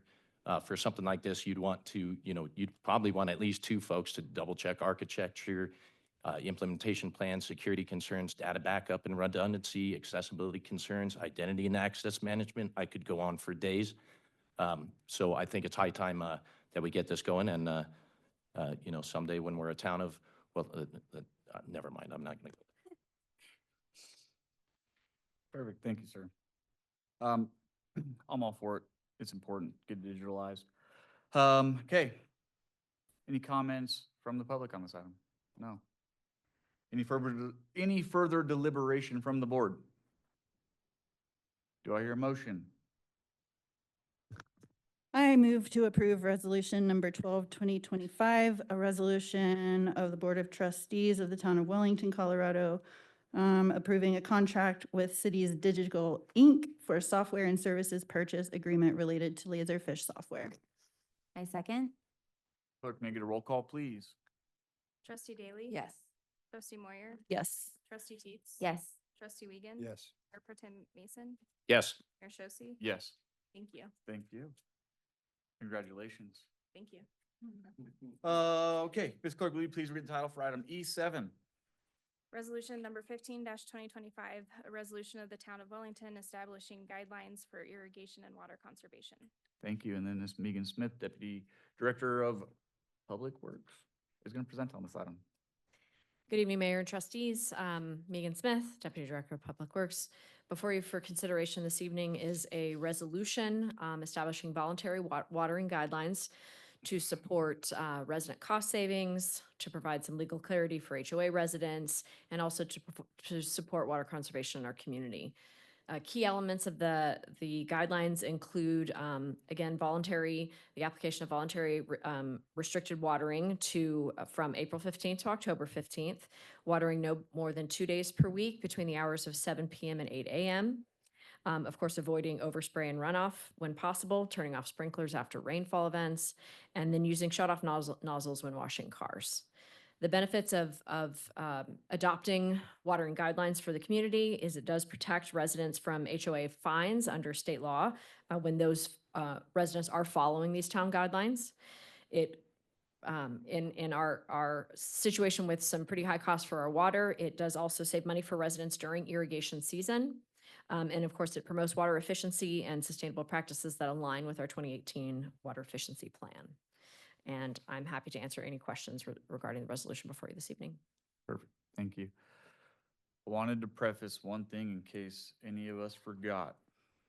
We came forward and said guidelines would be the way to go because it's not a written in stone restriction and it protects the residents of the HOA from getting fined if their yard is yellow. So let's keep that in mind. Trustee Teets. Thank you. It's exactly what we asked for. It gives us an opportunity to protect our residents who might be strapped for funding when it comes to having to constantly water. Kudos is it possibly decreases our annual bill that comes through with water usage. I can't honestly think of a better way to protect our residents than doing just this. So you did exactly what was asked of you. Thank you. Thank you. Trustee Moore. No questions. I'm just glad that you said what you did, Mayor, because these are voluntary guidelines, not restrictions, just to reiterate that one more time. So thank you very much. Trustee Wiegand. I'm not going to reiterate anything else. All I say is this is perfect. You did exactly what we wanted. Thank you. Trustee Daly. Thank you. Mayor Pro Tem. I might reiterate it again, guidelines, not restrictions. I did have a real quick question about section 2 of the resolution. I know it says property owners utilizing adjudicated water wells for irrigation must post signage indicating well water or non-potable water use whenever watering is occurring. I assume this to mean that anybody that is in an HOA that is on a non-potable system would have to post a sign. Yes. I don't. That is the town's preference. But this is a guideline, correct?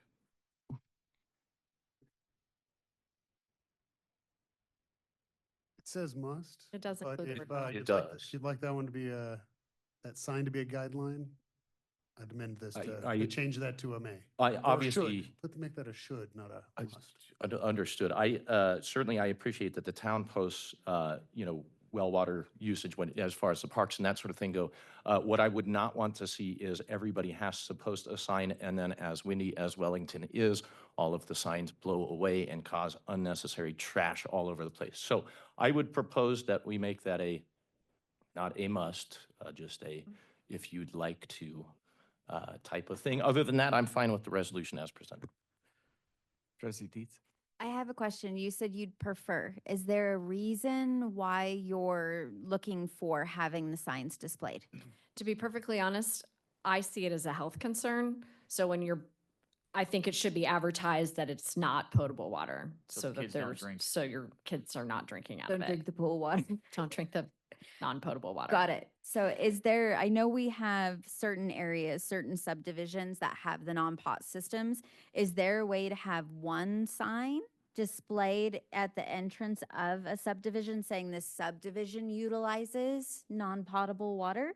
Then there's one sign blowing around per subdivision instead of handfuls of signs blowing around. I get the safety aspect, and I think it's important because, you even go to our ponds and it says that it's unsafe to swim in the water. So it makes sense. Is there a way that we could do that where, I'm just making a suggestion, not Yeah. anything, but at least that way it kind of covers both sides of things? I'm sorry, could we remove that item and approve without it and come back with a different solution?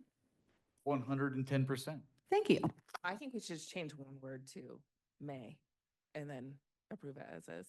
Or are recommended to. So are we making a mountain out of a Yes. molehill? Yes, we Yes. are. Thanks Okay. for that. Certainly, I definitely appreciate the health and safety concern, but I would point out, obviously, that many of these HOAs are very well established and have been doing this for years without posting signage, so I just pointing that out. Okay, so I'm just gonna act like you didn't say anything. I like the way it is. Thank you for bringing this forward. Any public comment on this item? No public comment. Any further deliberation from the board? Do I hear a motion? I move to adopt resolution number 15, 2025, a resolution of the town of Wellington establishing guidelines for irrigation and water conservation. I second. Ms. Clerk, make it a roll call, please. Trustee Daly? Yes. Trustee Moyer? Yes. Trustee Teets? Yes. Trustee Wiegand? Yes. Mayor Pro Tem Mason? Yes. Mayor Shosse? Yes. Mayor, that motion passes. Thank you. On to reports. Mr. Dan Sapienza, Town Attorney. No report tonight. Thank you, sir. Town Administrator, Ms. Garcia. I have a quick question. Several of us met with Raftellus today to kind of do our internal kickoff meeting for the water rate study. And we talked about having a work session, asking if we could have a special work session on May 6th to have a kickoff meeting for the water rate study with the Board of Trustees and the appointees. But since we're on a tight time frame, I wanted to, since I had you all in the room tonight, I thought I'd ask, and if schedules are okay. We good? Okay, we'll call a special work session and we'll work on getting information out to the appointees by Friday. Thank you. I did have one question on that. Have we sent out emails requesting schedule availability or anything like that for the members? That'll be coming on Friday. Okay. So we met with Raftellus today. We came up with timeframes that would work in order to hold meetings. So we've put together like 3 or 4 days each week. So we'll be sending a doodle poll out, essentially out to the appointees to see what would work for them. And hopefully we can gather on a date Perfect. for the meetings, for the 4 meetings after this. Thank you. Thank you. Staff reports were in your packet. Any board reports? I just have a quick thing. I misspoke earlier. I apologized for my passion, and I actually want to say that I don't, and I never will again. I will never apologize for standing up and trying to provide opportunities for basic needs for the most marginalized people in our community. Thank you. Trustee Wiegand?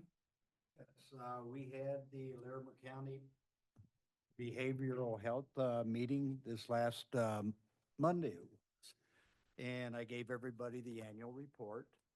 And the Longview campus has been open a little bit over a year. Last year, they had 7,027 visits. With that, Wellington, I believe they said we had 114 people that visited it from Wellington. So we are, good, bad, or indifferent, we are getting access to it, and it's a fantastic facility. Also, too, they all are getting ready to open to grants, and I think the grants start May 13th. So I know we've had a few people in the community that have got grants from them, so hopefully, they'll know that it's going to be available then. Thank you. Thank you. The county impact grants. Right. Trustee Daly?